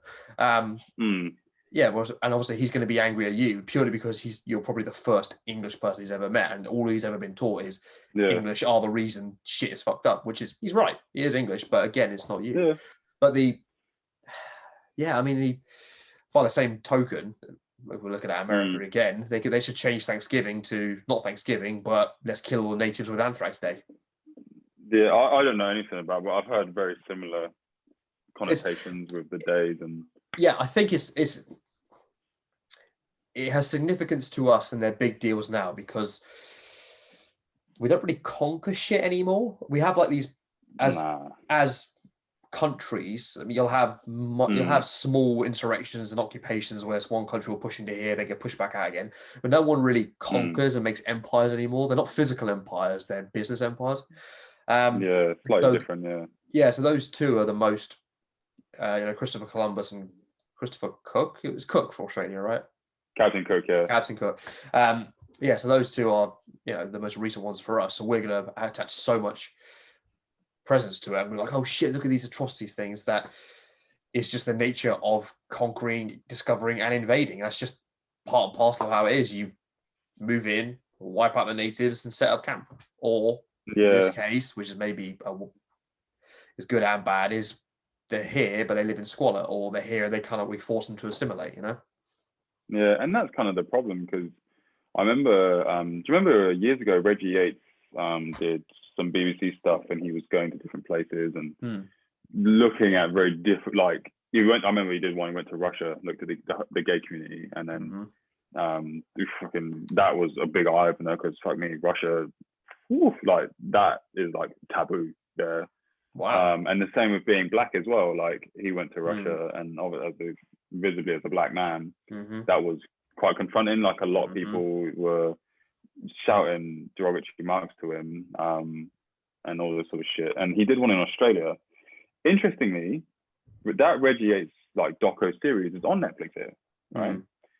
The episode about the Aboriginal community is not. Oh, Jesus Christ. So you can't actually watch it. You can watch the one about ICE and like the drug, like the heroin, but you can't watch the one about the Aboriginal community. Luckily for me, I'd Fucking already hell. seen it. I'd seen it before I came to Australia because it was like 2016. So I thought, Yeah. I'm going to watch this. This is cool. Yeah. Lo and behold, I was horrified by what I'd learned from watching it. I was like, fuck, man, I didn't know this. Because, you know, in school, you don't really learn about Australia, really. Like, No. the only thing you kind of learn is, they're convicts. Like, that's just the base level of Australia that you learn. But there was a lady on there, and she was saying that what she felt, and she articulated it really well, is that she felt that her identity as an Aboriginal person was being taken away, because it's almost like, you know, putting it bluntly, the white man, we have to live like you now. And it's like, well, I have my own culture, which is very dear to me, and it's very intricate, it's very complicated, and you know, the Aboriginal like, there's a language, so there's a dialect, and there's so many dialects, so many, like there's hundreds, I think, of different dialects, different communities, they all speak different dialects. So not every Aboriginal community could communicate with one another, if that makes sense. So that's how complicated it is, you know. And I think that's the problem in a way, is we wipe out cultures. That's kind of what we've done in the past. As you know, the British Empire, that's what we've done. We've nearly wiped out some cultures, like the Native American culture, nearly gone pretty much. Like the amount that they would have destroyed. Same with the Aboriginal culture. They still try and do a lot now to put it at the forefront. Like sports teams will, you know, wear Aboriginal themed clothing, so with the dot paint kind of designs and that, to kind of celebrate. They do like welcome to countries, where they have like Aboriginal like dances and stuff to do it like that. There's probably a better word for it, but that's just what I know it as. So they still do stuff, but yeah, you're right, man. Like, it's just, I just think, I don't know what the way is to move forward. I don't think it will happen in my lifetime, for sure. But I just don't think it will. And after the whole thing with what happened in America last year, you know, I think there's right and wrong ways to do things. I think, you know, the whole peaceful protesting has been tried and tested, and I don't think it's kind of worked to an extent for them, because I think it's still prevalent there. Like, it's very obvious. You see so much stuff of, you know, cops abusing power, you know, the system itself and everything. But, you know, I just don't see a way to kind of fix, I don't know, a way to fix it all. I just don't know. I don't think anyone does, to be honest. No, I agree. I really don't believe that. Well, especially especially everyone wants something different. Which is the problem. And also two idiots having a chat on a podcast aren't going to solve anything. Nah, man, no way. No fucking way. No way. Don't ever get me to do politics, mate, because I'll fuck it up. Well, here's the thing with us, is that with us, and with arguably everyone in life, is it's not about getting the end result. It's about the progress and the effort to do it. It's the continuous strive to try and make things better, because there's with improvement and making things better, there's not going to be a definitive finish line, because humans evolve, society evolves, everything evolves. So it's about continuous progression, about trying to make things better, and also it's ridiculous, because you don't just set an end target for sort of like morality or whatever. Because imagine if, like, okay, these things are all wrong, let's fix them, and it happens in 30 years, you're now 55 and you're like, oh, so what, life like finishes now? No, that's not how it works. Is that it? Yeah, no, that's not how it works. It's because progress, not perfection, effectively, because perfection doesn't fucking exist. But it's all about, you've got to just try and make everything better a little bit every single day. That's all you can do. And you know, I don't know, maybe us talking about something will then inspire someone else to talk about, will give someone else an insight to something, and then they'll talk to someone else, then they'll talk to someone else, and so on. And maybe it will then, maybe 5 years time, someone will listen to this when they're like 18 and they're like, oh shit, I didn't think about it that way. And then they would have seen social change happen in their time frame, and they're like, cool, I'm now going to run for, you know, governor, mayor, premier, prime minister, whatever.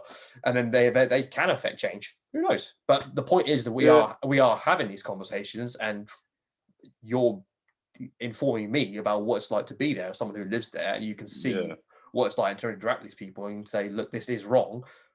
This is what is wrong. I don't know how to fix it, but the least I can do is identify what is wrong. Yeah, and that's the thing as well. Like, I think personally, my outlook on it always just to like, just get it out in the open, you know. And I think it's I personally, I think it's an older generation thing. I think I think racism in itself is something that will always exist. Of course. Because you will always have people who have an opinion, because they'll always preach it's my freedom of speech to say what the fuck I want. And that's fair enough. Have your opinion, man. Just keep it to yourself. And sometimes you see some of the comments. I remember a guy in Kalgoorlie, he said something like, why don't we just move on? And I've thought to myself, I'm not one to comment on Facebook because I do not like getting into spat and whatever. It's not my thing. I'm not doing it. And I just read it, and his logic was, his next door neighbor's German. He doesn't penalize him for what the Nazis did. Correct. Okay, let's just like dissect what you've done, what you said. That's brilliant. You do not penalize him for what the Nazis had done. Correct. The key points there is what they had done. Like they've done it. Like it's done now. They're not a political organization anymore. There maybe are very few underground people who have Nazi views, but they're not out in the open. It's very different. So okay, we can move on from that because it's happened. But the problem is, what we can't move on from is what's happening. So if you say, oh, let's move on, but you're racist now. So then, okay, we'll move on from what happened 30 years ago. We'll forget about that. Something's happening now. So there's an issue now. Okay, 30 years time, you're telling me to forget about that. So then we'll move on, but there's still racism as apparent. So you'd be like, you're just telling me to forget what happened then, but then there's still something that's happening now. So it's like, why don't we fix the now? Because personally, we can't fix what happened back then because it's happened. You know, the mass genocide, all of this sort of shit, the stolen generations where they were stealing Aboriginal kids, all that, we cannot fix that. It's not fixable. It's not feasible. You know, if I could go back in my time machine and fix it, I fucking would. I don't have one. I can't do it. Like, that's just, that's the way I see it, man. So like, let's focus on the issues we have now. I think telling people to forget about it undermines how they feel. And if people feel a certain way, you have to acknowledge that. You have to be like, yeah, okay, do you know what?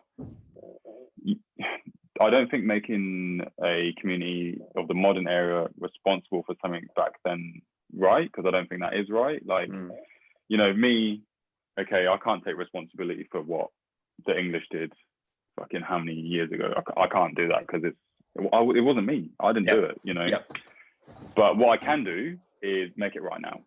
I can, one, educate myself, because that's the most important thing. Educate myself on Aboriginal community, their way of life, you know, what they deem as important and how they are as a community.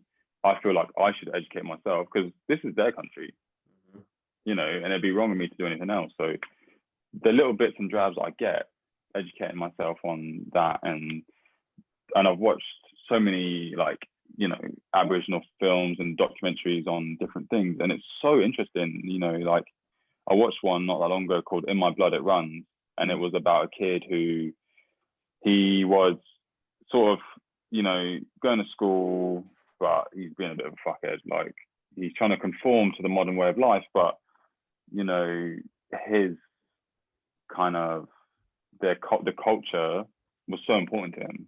So it's like, in my blood it runs. Like, my culture runs through my blood, but I'm trying to conform to this, and you're conflicted through what is right and what's wrong. And it was really interesting. He was only a kid, but it was really interesting to see how the problems stem so early.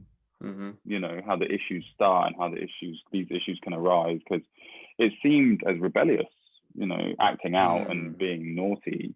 But if anything, you're just trying to live how you want to live with your culture, and it's just, that's not wrong. Do you know what I mean? Like, if you want to go walk about because that's what you need and that's within your culture, do it, man. Like, I'm not going to penalize you for something that you hold dear, like that's wrong, man. Like, and that's the thing, like, because the culture is so different to what we know, we see it as wrong. Like, that's wrong. Like, you can't do that, or you shouldn't do that. Like, conform to what we do, work a 9-to-5 job, get a mortgage, pay it off, and die.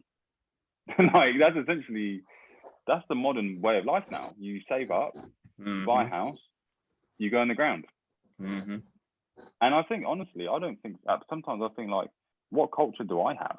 None. I don't really have any. Like, you know, we've kind of just stolen cultures and made it our own. Like, coronation chicken. What the fuck is that? Like, do you know what I mean? Like, it's a mixture of us from stealing shit from our empires, but before that is being invaded ourselves. So yeah. That's the English language. It's fucking Vikings and the French came at us, so we're like, cheers, guys. Yeah, we'll just take that up the arse. That's fine. Yeah. Mate, we had an empire after that, so who gives a shit? Yeah, and that's the thing. And you know, one of my best mates always says to me, you know, the victor always gets to write history. So who knows what is happening or what did happen? And it's good. Like, you know, I try and learn as much as I can because it's only right to do that. And yeah, it's an uphill battle and it's a steady one. But I hope one day, you know, it all changes for the better. But I just think that, you know, something else will come along. There'll be a new thing to hate, and you know, history shows that. You know, when homophobia first became a thing, we were telling people that AIDS was for gays. Like, yeah, that's what we were doing as society. You know, we were saying it's for gays, and they're this abomination to society. And it's kind of sad. Like, you know, you just think back on like the bullshit. Fuck, man. Like, a friend of mine, he's from Serbia, or what was Yugoslavia. He lives in Australia now, and his family fled war. You know, and I listened to the things he said. Like, he was like, yeah, you know, like, my life early on was a war. Like, that's what it was. Like, things getting bombed and destroyed. And it's like, I think, fuck, man, I never experienced that. Like, I went to school every day without worrying that my house was going to be rubble when I got home. Like, it's mad. And sometimes I sit and I think, oh, you know what, we used to do some bullshit, like, as a race, a human race. Like, the shit that we've done to each other is fucked, man. It's so bad. And it, like, it's sad and it's upsetting. Like, it really is, because this shit still happens. Shit happens all the time, and it's like, how do we stop that, you know? So yeah, I don't know. I'm not this fucking tinfoil hat theory guy. Like, I don't have these like theories of like, oh, you know, there's these fucking, the government's doing this and COVID isn't real, and I'm just like, oh man, if I spend so much time and effort thinking about these things, I'm not really gonna get anywhere, because I don't know whether it's true or not. So that's you're exactly right. There's a way to spend your time. To answer, I mean, there's so much we can unpick. To answer your question, will the shit ever go away? Nah. Whenever there's differences, there, you know, people are fear. Well, they don't know. Ignorance breeds fear. Fear breeds hate. Hate breeds violence. So that comes whether it's religion, sexuality, cultures, geographical positioning, whatever the hell it is. So that will always be there. It's the same thing what we said earlier, though. You know, it's not about eliminating it. It's about making it better. It's about understanding those differences. It's about communication, education, and just trying to be open with it and not be scared. Don't be scared. If we can eradicate ignorance, if we can minimize ignorance, decrease the amount of there that's out there, then you're going to therefore decrease the amount of fear. You're therefore going to decrease the amount of hatred, decrease the amount of violence. The people interact badly with other people because of the varying degrees of pain they have in their own life. Now, I'm going to say pain, discomfort, whatever. It's, you know, the pain of not knowing something, the pain of fear, the pain of anxiety, nervousness, whatever, neuroticism. it's all a different degree of pain, and then that pain manifests itself in different ways. If you haven't got a good outlet for it, or you aren't dealing with that, then you're going to inflict it on other people. So you're going to do it from, it's going to come out as greed, and you're going to, you know, if you're a government or a fucking weapons manufacturing company, you're going to come out in greed, and you're going to make money off bombing the civilians at their fucking wedding in Yemen, you know? Yeah, so it's just, there's an aspect to it. I mean, I think so many things. It's a lot, man. It's so much you can say. I mean, for me, I recognize in myself. I mean, I recognize in myself that to make me not a dickhead, I have to exercise every single day, whatever that is. If I don't exercise, then I'm not a nice person. I recognize that in myself, and it makes me better because I crush the bad part of me. I sweat it out pretty much, you know. And I think that is number one. I think that's key to for everyone, is you need to physically struggle, because life is so fucking easy. We don't, you know, in Western civilization, we don't have to go hunting for food. We can, there's 3 shops within 5 minutes walking distance from where I'm sat right now. Yeah, it's so easy. I mean, I've got a fucking roof over my head, so the weather ain't a problem. I've got clothes here, so I'm not going to freeze. So there's plug into taps, water's not a problem. So you know, and then you got shit like fucking Doritos, McVitie's, biscuits, ice cream, all this donuts, all this shit that is just poison. But it's marketed so much to be good to me. And what kind of bullshit is this? Where we have this is if you go into a petrol station, maybe it's probably one thing in there that isn't going to kill you, and that's a bottle of fucking water. The rest of it's going to kill you. You know, it's like, and it's just, that's the whole thing it's full of. It's like, what the fuck is going on with this? And then so that's okay, tangent, but struggle, your own personal struggle, and then education. You need to have exposure for different things. The fact that you're speaking to me right now, you're telling me your whole experience right now, is awesome, because I wouldn't know anything about what's going on besides the book, the little I was taught at school, and watching the film fucking Australia. That's it. It's not a lot to go off. It really is. No, fucking 2 people who we actually hear their native Australian accent. Thanks, guys. Well done. Which, I mean, but that film did kind of educate me, because I didn't know about the kid stealing thing until I watched that film. And I was like, oh, okay. Yeah, I was like, fucking hell, thing, man. Stolen generations, massive thing. It's nuts. But education, big one. There's this dude called Daryl Davis. He's this like gigantic black blues musician. And he went to, he played a gig a couple of years ago, just in a bar somewhere. This dude comes up to him afterwards, and he's like, oh, mate, he's like, obviously, Americans, you didn't say mate, but he was like, you know, you were amazing. I didn't know black people could play music. And he was like, what? And he was like, oh, I'm, you know, I didn't realize that, you know, black people could play music. And Daryl was like, okay, why'd you say that? And the dude was like, oh, I'm in the KKK, and I've never met a black guy until I met you now. And Daryl was like, oh, okay, cool. You know, and they were sat. But here's the thing. Here's where it gets nuts. He's like, so Daryl was sat talking to this dude for like 3 hours. As he goes to leave, the white guy's like, oh, hey, mate, give me your number. And next time you're in town, let me know. And we'll come out, hang out again. And he was like, cool.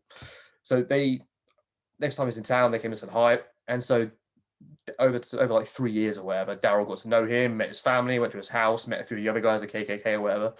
So, and then after a couple of years, the dude comes to Daryl and he's like, hey, mate, I've got a box for you. This is for you. And Daryl's like, what the fuck is this? And the guy was like, this is my KKK uniform, because I don't need it anymore. Because purely just from talking to you, I've realized the past 40 years have been a lie that I've been taught is bullshit. And I think to this day, Daryl has now done that same thing. Well, I think it's upwards of 200 KKK members, purely just from knowing him and talking to him. He's got a room in his house which is just full of their uniforms that he's given to him. Fucking hell. It's amazing. If the police go in there, man, they're gonna think something different. Yeah, they look at this huge black dude and you're like, what? Yeah. He's like, oh, I just like it. He's like a KKK hunter, yeah. He goes and hunts down the KKK. But that is the living exemplar of that principle. It's just exposure and education. It's just from him talking to him. Like he never went out with the opinion or the objective of, oh yeah, I'm gonna get you all. They all gave them to him voluntarily, because they were like, I don't need this anymore because I've realized it's a lie. That's crazy. It's nonsense. It's amazing. It's so cool. It's so awesome. I think though, sometimes I think about what like when I was in school and what I got educated on. Sometimes I just think it's like, I think the big, I mean, look, I'm not fucking going to bag out every teacher, and I'm pretty sure my girlfriend is that she's probably going to kill me in my sleep. But I think personally, we should be trying to teach in a more modern way. And I'm not talking about the method, I'm talking about the content, because, you know, I don't know how many teenagers I've met who have got the shittest communication skills ever. Like they just, it's like the simple fact that kids can text these days, and the phone. Yep. Do you remember, like, growing up, autocorrect was for word and word only. Do you remember doing predictive text? Like predictive text with the numbers and shit? Like, yeah. They'll never know the pain. You had to write like, writing yes. That was like 1, 2, 3, like 1, 2, 1, 2, 3, 4. Yep. Yeah, like that was writing an essay. Like, I don't think kids will know the pain of doing that in this day and age. Like they don't understand how lucky they've got it now. But you know, even like now, they have all these tools, but you see some of the shit that they write, you're like, what the fuck? Like, did you write that with your eyes shut? Because that's not even English. Like, your phone corrects you. And I feel like these tools are making kids more, not illiterate, but less sort of like their communication skills are poor. Like, I remember before I left, I was working at Screwfix, and I was a supervisor there. And you interview young, like, kids who've left school and they want to get a part-time job. And you just listen to them, and it's like, the way they speak to you is like they're with their mates. And I'm thinking, I'm not going to say anything, and you're like, mate, you can't talk to people like that.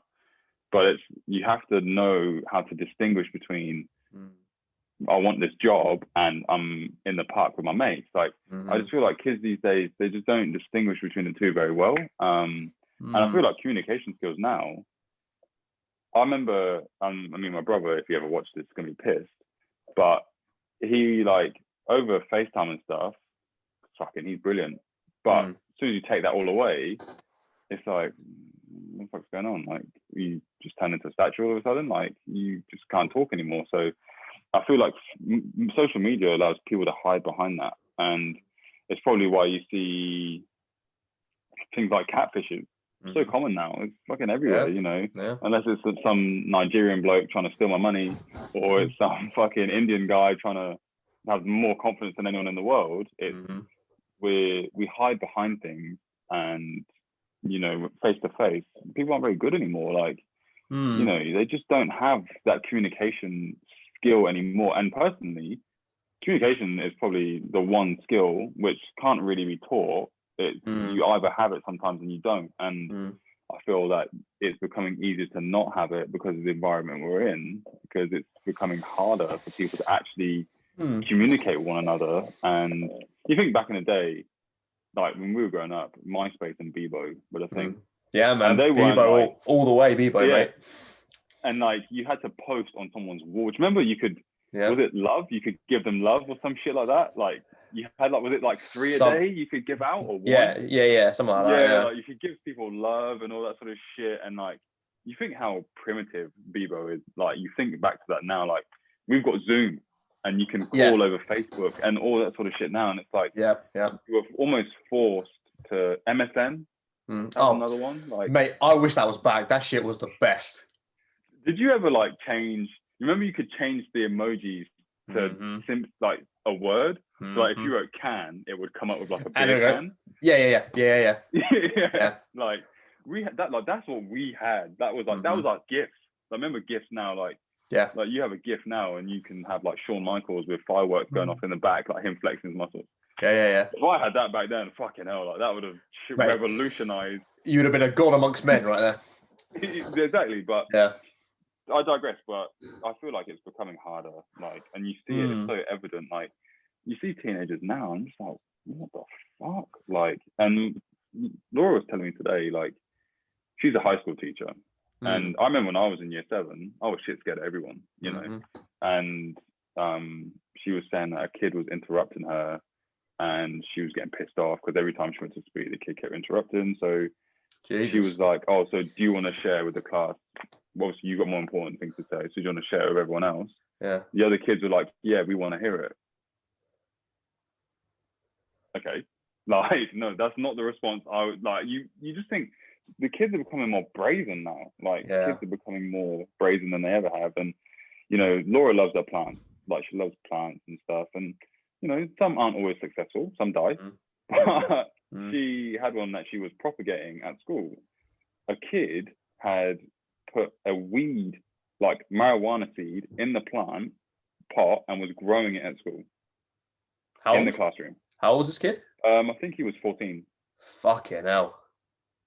The kids are drug dealers. And he was like, oh, where'd you get the seeds from? A kid in year 8 gave me the weed seeds. Like, Jesus Christ. Like, what the I wouldn't even dream of even, one, owning the seeds, or two, having the balls to put the, and it's not even like, this is a long process. He's watering this plant. He's literally nurturing the plant. And you just think, fuck me, like, kids are pushing on with things. Kids are drinking younger, they're taking drugs sooner, doing all sorts, man. And I don't know, like, you know, I remember I first drank alcohol when I was 17. Oh wow, okay. Like, I was just a late starter. Like, I don't mind. I mean, the first time I got drunk, I was hungover for 3 days. So, man, that sounds like my hangovers now, man. First mistake, empty stomach. I didn't eat from like 12 o'clock, and I was drinking at like 8. Empty stomach was fucked. Me and my mates, we got a kid who was in sixth form, in their last year of sixth form, to buy us a bottle of Smirnoff, the green one. We all chipped in, like, we had like £10 each, and we're like, oh, can you buy this big bottle of Smirnoff? How many of you? I think it was 4 of us. So he got a nice tip. Yeah, he did. Yeah, no change. That's the finder's the like procurement fee right there. Yeah, man. And we were like, oh, like, let's do shots. So I think The Hangover Part 2 had just come out, or Part 1. One of the Hangover films just come out, and I think it was the first one. Yeah. And we were like, we looked up to guys like Bradley Cooper. You know, yeah. He was like the fucking Scarface of our world at that point. Yeah, and we were like, yeah, fuck it, we're gonna do shots. We're gonna get fucked up. I had 4 shots, like bang, bang, bang, on an empty stomach. Drank more alcohol. I vomited 30 minutes later, and then I passed out in the house. So that was like, and then I woke up because my best mate did a swanton bomb on me on the sofa. A what? He, like, you ever seen like Jeff Hardy, the wrestler? No. He just like does jumps and he basically front flipped onto me. That's essentially what he did. Oh, got it. And landed on me, and I woke up, and then, you know, I was asleep for 3 hours, and then it was 2 o'clock in the morning, and I realized I need to go home. Oh, so I walked home, and me and my mates walked home, and I was hungover for 3 days. See, that sounds there like was no Barocco. There was no nothing. That sounds like me now, because like I barely drink anymore because the hangovers. Yeah. A, it takes me nothing to get drunk. B, it ruins my stomach, and then C, I'm just like I'm ruined for 3 days. I can't do shit.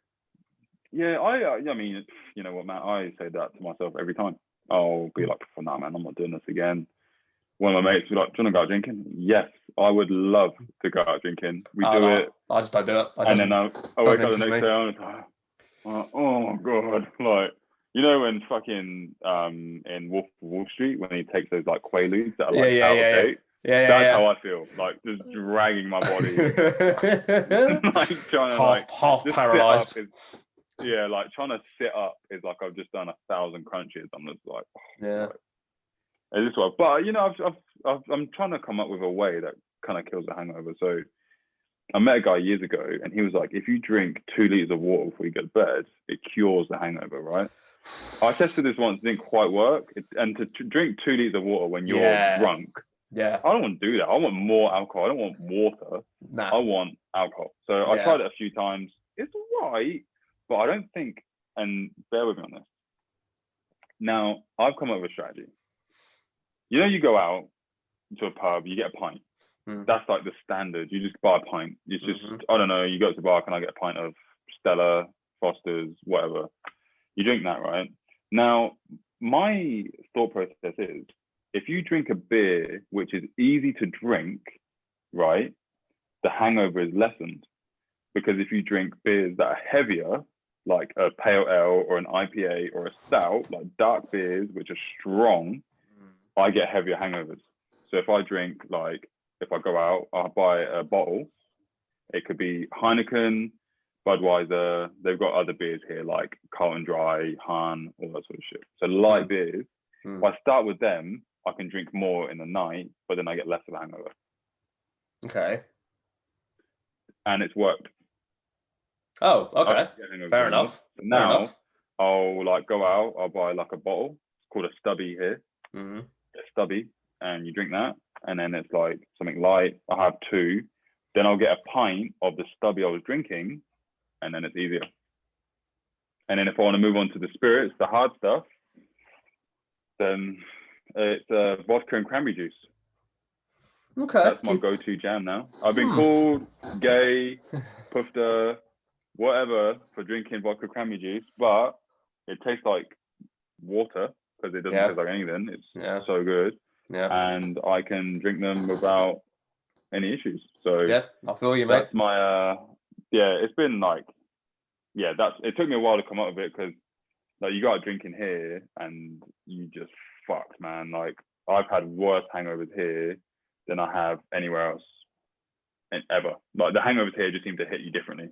And because spirits are so expensive here, a bottle of wine is cheaper than anything else. Like you could buy a bottle of wine for like $10, and that's it, which is the equivalent to £5.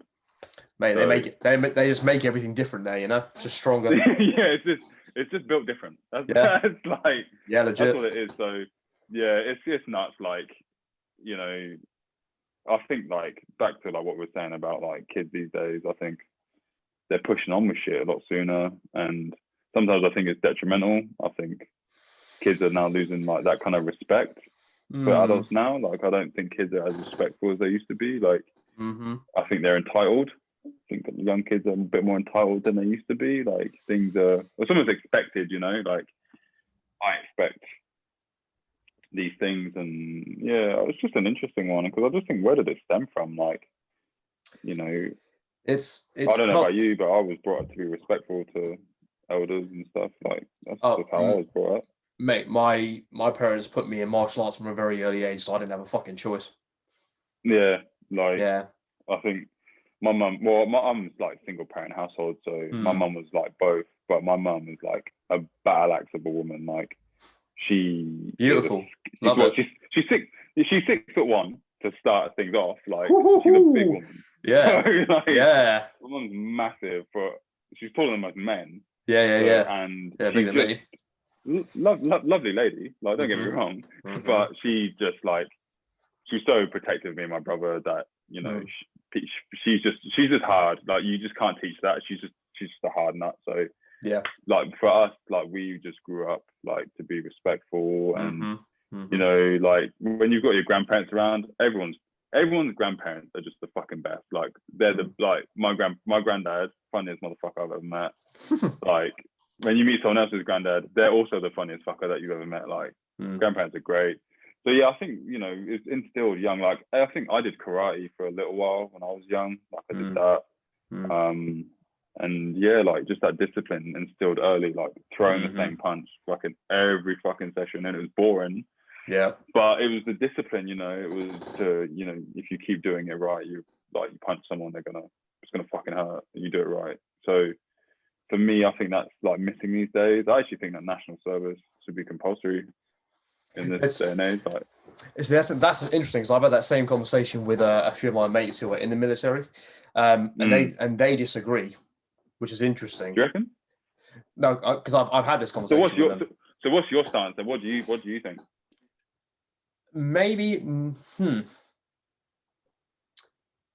I think either national service or something that I've heard. I mean, you've got people like Andrew Yang or even Russell Brand have said this. They think that jiu-jitsu should be mandatory because, and specifically jiu-jitsu as opposed to karate or taekwondo, because Karate and Taekwondo, it's a proactive sport. You're teaching to be offensive and you're teaching to strike. If you're going to strike someone, the only way to repeatedly do that is quite soft. So you could never do it full force because you break your hand or you break their face. Whereas jiu-jitsu and judo, you can go pretty much full force with grappling someone and try and literally choke the life out of them. They'll tap, you stop, break, start again. So it's life and death, but with so controlled and it's maximal energy, which is what men need. Men need that focus for their aggression and their natural testosterone that's going to kick in. Because if you don't have a way to, when you hit puberty, it's like getting a fucking hammer to the face with fucking, the first time your dick gets hard, you're like, what in the Christ is this? Man, I remember the random erections. Like, people think it's not a real thing, but Jesus, it is. It's an issue. Massively. And it needs to be regulated, whether that's, a dude jerking off 3 times a day, or whether it's fighting, running, rugby, whatever. You need to have that outlet and that way to regulate yourself. Otherwise, you're just going to become a fucking animal. You're just going to be a bad person to be around, and you're going to be frustrating and violent as shit. So I think there's something to that, whether it's mandatory jiu-jitsu or whether it's mandatory service. I don't know, but definitely something. I think it may be like a hybrid kind of thing, like a hybrid of that. Not necessarily national service, like just that. Maybe it's just something like a hybrid of that, And I think it's more about, from what I've seen of watching a lot of like military docos, and the SAS thing is very, that's at the top end. Like that's almost like an unrealistic expectation, because you're putting people through hell. Yep. And the reason why you do that is to show this is what they do as a job. National service, I think, would be more tailored towards structure and discipline and learning how to do things and hard fundamental work. Skills. Sleep deprivation and physical fucking hard work in real intense. I think as well, like someone shouting at you, telling you to run, especially when you're young, that's confronting. Like, no matter how hard you think you are when you're at school, you think you're the dog's bollocks. An adult shouting at you, telling you to run, and you copping abuse. The only way it's like fight or flight, really. Like, you either think or you just do it. So I think you're like a hybrid of that, where you can still get education within it, in a way. Like, because if you do it from, I don't know what national service was like. If it was 18, was it 18 for 2 years? Sounds about right. It's around like 18 for 2 years. Or if you did that, and say you didn't do A levels, the option was there. So you could do like a hybrid version of that, where, you could take lessons and you could still get the pathway to go to university afterwards. And you'd come out disciplined, fit as fuck, and you'd be a bit more aware of yourself. And plus as well, I think it's just the army, the military. When you hear people talk about, why did you go to the military? Most of the time it's because they were a little shit and they had no other option, and it just, you get broken and they rebuild you into this fucking all singing, all dancing sort of person. And I think that's what's needed, not military, but the core values of the army and the structure and the life lessons, and also incorporate education in there as well, because I think it's all well and good, but from stuff that I've read up on and interviews I've seen, the flip side to the military is leaving it and trying to incorporate back into civilian life again. And you don't want to set people up to fail, and you don't want them to be like, do this, you're going to be because you see the advert, be the best. That's what it is. Like, you see the advert and it says be the best, but you can't be the best forever, because you can't be in the military forever. You can't be on the front line shooting shit and whatever. And I think a lot of people struggle with depression afterwards, because they feel like they don't have a purpose anymore, because there's nothing, I agree. There's no war to fight, and there's no cause to be a part of. And I think that's the thing, is giving people an option afterwards. And I don't know if there's programs in the military like that now, where people in like the Navy, they are in the Navy as like a mechanic, so they're fixing stuff. So when you leave that, you can kind of go into engineering. And there's a pathway for that. And I think that's the main thing, is like, education is the forefront of everything, and it's how it's structured. And I feel like as a society, we're still learning that. And if you can discipline people, give them the education they need, and it's going to be applicable to everyday life, I reckon you'd make a better society. You make a more productive society as well. Absolutely. People who want to work. And but I think, you know, you'd be pretty much basically just getting rid of schools if you had that outlook to it. Schools become redundant because, like, if you'd be like, you're going to learn this for how long are you at school for? Like 15 years, I think. Total education. 11, 11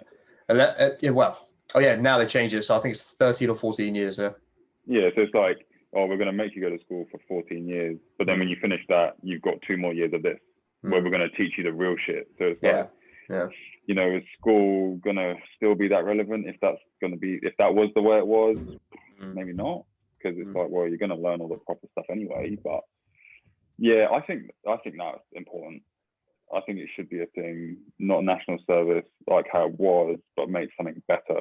Learn from the mistakes that we'd had back then, and really, you know, make something that's going to make a better future for kids and growing up. Like, because I think it's a big problem, you know. And when you look at, like, especially when I'm here, there was like a stabbing in Reading recently over. From what I've read, it was bullshit. Like, it's just nothing. It's like, dude, it was, you know my old house. Yeah. It's literally 5-minute walk down the hill from there. And wasn't it just like over something on like Snapchat or like you fancied someone? Yeah. Do you think, is that really what people are getting killed for these days? Well, also they were fucking 13 years old, mate. Like, and that's what I'm saying. Like, 13-year-olds killing other 13, 14-year-olds. It's fucking tragic. And you've ruined your life at a young age. That's what you've done. Like, you've put a big fucking red mark next to your name by doing stuff like that. And well, the big fallout is someone's dead. That's someone's kid at the end of the day. And the thing is, with those kids, similar to, it's going to be like fucking Jamie Bolger, however many years ago that was, where those kids, they're going to spend a couple of 6 months, maybe a few years in a juvenile detention center, then they're going to get a whole new identity, man, a whole new life. So they still get to have their lives, and they're not going to face any repercussions for it past that point, you know. Yeah, I think that's sometimes I don't really know what the right way is to deal with that kind of stuff, because they're still really young. Exactly. That's the shitty bit about it. Yeah, and what do? Do you just go, nah, fuck it, throw the book at them, and part knows. You know, and that's the part of the problem. Is it's really sad. And it scares me, because I'm like, fucking, I've got a younger brother out there. You know, he's not an adult by any means. Like, he's nearly 18, but you know, if there's kids brazen at 13, what do you think a more capable 17-year-old is going to do? Right. And for him, like, you know, he's a professional athlete, and kids are jealous. So he plays football for Reading. Fuck me, nice. So he does all that, like, so he plays football for England and football for Reading for his age group. Shit, me, that's awesome. And it's like, that's brilliant. I'm so proud of him. Yeah. But there's jealous teenagers out there, man. Yep. That want to be where you are, and they'll fucking, just because they're not where you are, they'll knock you off. And I mean, they get nothing out of it. Like, they're not going to be in your position now. That's not how it works. No, it's just you're not going to be there. And that, mate, if we literally transfer the same situation, all it's going to take is for him to dump the wrong girl, and she's going to tell her mates. And that's pretty much what it was, wasn't it? With that kid, it was just that was it. Yeah, that was it. Yeah, and that means and that means nothing at 13. That means like, oh, we'd hold hands and we've pecked each other's lips twice. That's what going out means. You're like, mate, what? 13 years old, girlfriends don't mean jack shit, man. That means nothing. I don't know how many girlfriends I actually don't think I had any girlfriends at 13, to be honest. But I know, I didn't. it was cool. I know it was cool to have a girlfriend at 13, like, to hold each other's hands, maybe go out for a couple of days and then break up over bullshit. Because there was, I don't even know. I can't remember why you break up with people at that age. I'm just trying to think. From what I can remember, break up for? From what I can remember, nothing really, isn't it? You fell out of love. Yeah, yeah, that was it. Like at 13, So, you knew what love was, man. mate, it's so funny looking back at it. You're like, we are so stupid, but it's so adorable. Oh, it is. But It is funny, man. it felt like the whole fucking world at the time. At that time, those 3 weeks felt like an entire lifetime. And now you look Mate, back, you're I like, what the fuck, man? I felt like, you ever heard the fucking seen the statue of Atlas where he's holding the world on his Yeah, back? man. Mm-hmm. That's how I felt, man. I felt Yeah. like I was thinking about marriage. I was like, you go home, you'd make like a photo of like you and your girlfriend in like a love heart and be like, I love you for all that. That stuff took time, man. I think this is just you, mate, because I didn't do that. Oh, I mean, that's probably where I went wrong early. But you freaked them out, mate. Yeah, I was a bit too keen too early. But again, yeah, that's part of it, though, man. That's all part of it. It's because you don't know any better, so you're like, well, oh my god, what is this? Yeah, so I've got to do this to keep her, like. Yeah. And you change your MSN, like. Oh, don't even, mate! I did it. You change it to like DB for whatever. Oh, it's so embarrassing. I love you forever, baby. Like you're the one for me. Yeah, it literally be like. Broke up. It would literally be like your name loves whoever, and you're just like, oh god, what's so painful to think about now. You're like, you such an idiot. Everyone was there, man. Like, you just think, Jesus Christ, was that really what I was doing? Like, but here's the thing about why that was perfect, because MSN, it was real time. And there was no history to it either. It was whatever. As soon as you logged in, whatever that was there, that was it. And as soon as you logged off, gone. But with the social media as it is now, that shit's there forever. That shit ain't going to change. It ain't going to change. You can archive it now. You can archive stuff now on like WhatsApp. You can archive chat. Yeah. Facebook, you can archive shit now. Like, mate, I hate Facebook with a passion. I don't touch it. I hate. Besides trying to get hold of people, I just don't touch it. I'm like, you can fuck off. I hate it. Yeah, I think I don't really like post anything really. I haven't really properly used Facebook I'm more of an Instagram person personally. Like, I like using Instagram. But Facebook, I feel like the novelty's worn off. What Facebook isn't. It's also it hasn't evolved because it's a parent company of Instagram, and they've put all their attention to making Instagram better. Whereas Facebook, they're like, nah, just leave it. And you're like, oh, it's so clunky. You're like, this is sometimes terrible. though, I do like the 5 years ago you did this, right? And I've seen some of the shit. I'm see if I can find stuff like some of the stuff like I would have posted on Facebook like 10 years ago when I first made it. Mate, I found one which was like, God isn't real. I was like, why the hell did I post that? Like, what the fuck is wrong with me? That is like, I'm trying to find it, man. Like, oh shit. It was like, it just come up with just bullshit. Like something, I remember I commented on my mate's Facebook, like, you are gay. I was like, why did I say that? Yeah. Why did I say that to him? Like, you thought it was funny. You thought it was funny. Yeah, like that was like my level of like, here we go, memories. So, what did I post? Oh, so here we go. On the 15th of February, 2012, I posted Geordie Shore, then oh shit, with like 10 O's. You hurt me already, mate. 15 H's. Then shit had like 1 S, but 10 H's, probably like 12 I's and 7 T's. And I just think like, what the fuck was I even like? What was happening on Geordie Shore at that time that was so good that I had to go on Facebook and type in Geordie Shore, oh shit. And the funny thing is, it got 2 likes. That was it. It's like, yeah, man. I'm just like, what the fuck, like. And you just some of the stuff you just think, did I really say that? Like. Did I actually like? I remember once I posted it was like, my ass is on fire because I had something spicy to eat. Mate, you needed Twitter, man. You didn't need Facebook. I tried Twitter. I couldn't get behind it, man. Like, no, I hate it. I can't stand it. You had to like retweet constantly, post constantly, like. Yeah. But the funny thing is, I had a problem with it back then.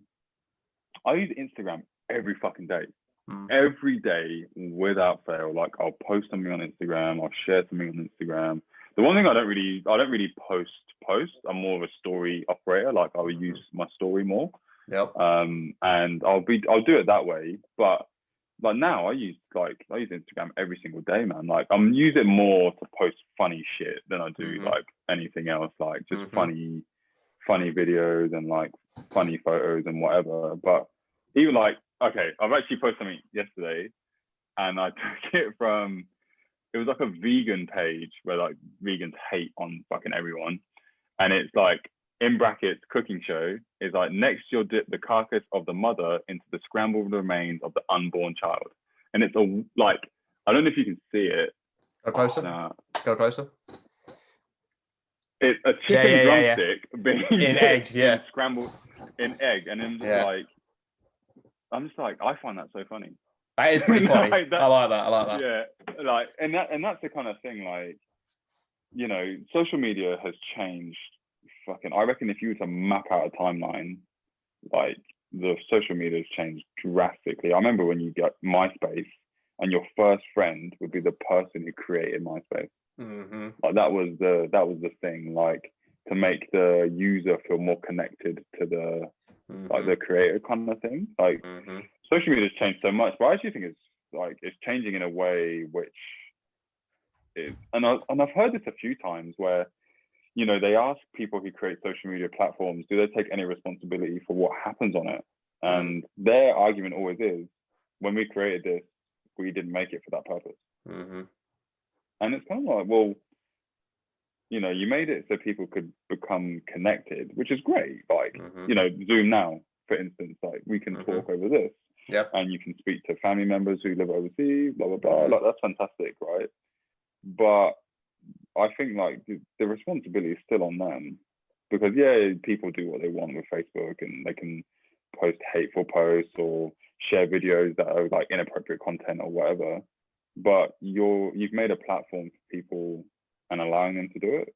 Do you know what I mean? Like there's so many pages like that's like a private page that is made to incite hate, and you know it's private because they only let certain members in, but you know, you see it all the time. Like, I remember Panorama. They don't get Panorama here, but I remember in the UK, I used to fucking watch Panorama all the time because it was so good. It was so unbiased. And I thought it was the best thing to come out of the BBC ever. And this guy was like, he went on a, like, I think it was a racist page, and was to see what people were saying. And it was like, you wouldn't dare report it because, you know, it would come from the inside. And it would be like, somebody on this page is reporting our content. So all they do is deactivate the page and make another one. And I think that, you know, Facebook doesn't filter pages that have been created. Do you get what I mean? Like if you create a page and Facebook they allow you to make it, and whatever you post on that page gets posted in it. And if like-minded people are on that page, no one's going to report it. No, like the page remains active. The page remains active. So what does Facebook do to eliminate that from happening? Like, do they vet that sort of stuff? Like, I don't think they do really. Like, if they did, these pages wouldn't exist. It takes somebody to report it for it to happen. So I think the responsibility does lie on them heavily in some instances, you know, but you know, if you give people tools, they're always going to misuse them. So, and that's the part of the other problem. You can't tell people how to use social media because they'll just make another account, or if people are catfishes or they're trolls, they make fake accounts, they just make another one and they come back and they do it again. So, you know, something you talk about all day, and I think it's pretty fucked in society these days. Like, I don't know about you, but my personal perspective on social media is it's great and I like using it, but there's big fucking drawbacks with Facebook, like social media, because people just misuse it. And it's like, well, some people commit suicide through abuse and stuff that they get over social media. So I think, I don't know. It's a funny one, that. I really hate to do this, but I do have to go in a sec. But it's so annoying because I could go on for ages about this fucking topic as well. All right, promise me this. We will do this again, and we will carry on from social media. All right. But all I'm going to sign off by saying that I completely agree with everything you said. We just need to make sure that we use social media as the tool it's meant to be, rather than the addiction we didn't know it was going to be. Yeah, that's true. 100% agree. That's it. My man, it has been an absolute pleasure It's been good. to see your lovely face again, my friend. Well, you too, man. It's so good to see what you're doing as well. I think it's fantastic. I think it's really, really good. Really appreciate good. it, mate. Well, hey, mate, thank you for being a part of it. I appreciate it. No, it's all right. Well, anytime, mate. Let me know whenever you want to do it again, and I'll always be up for it, man.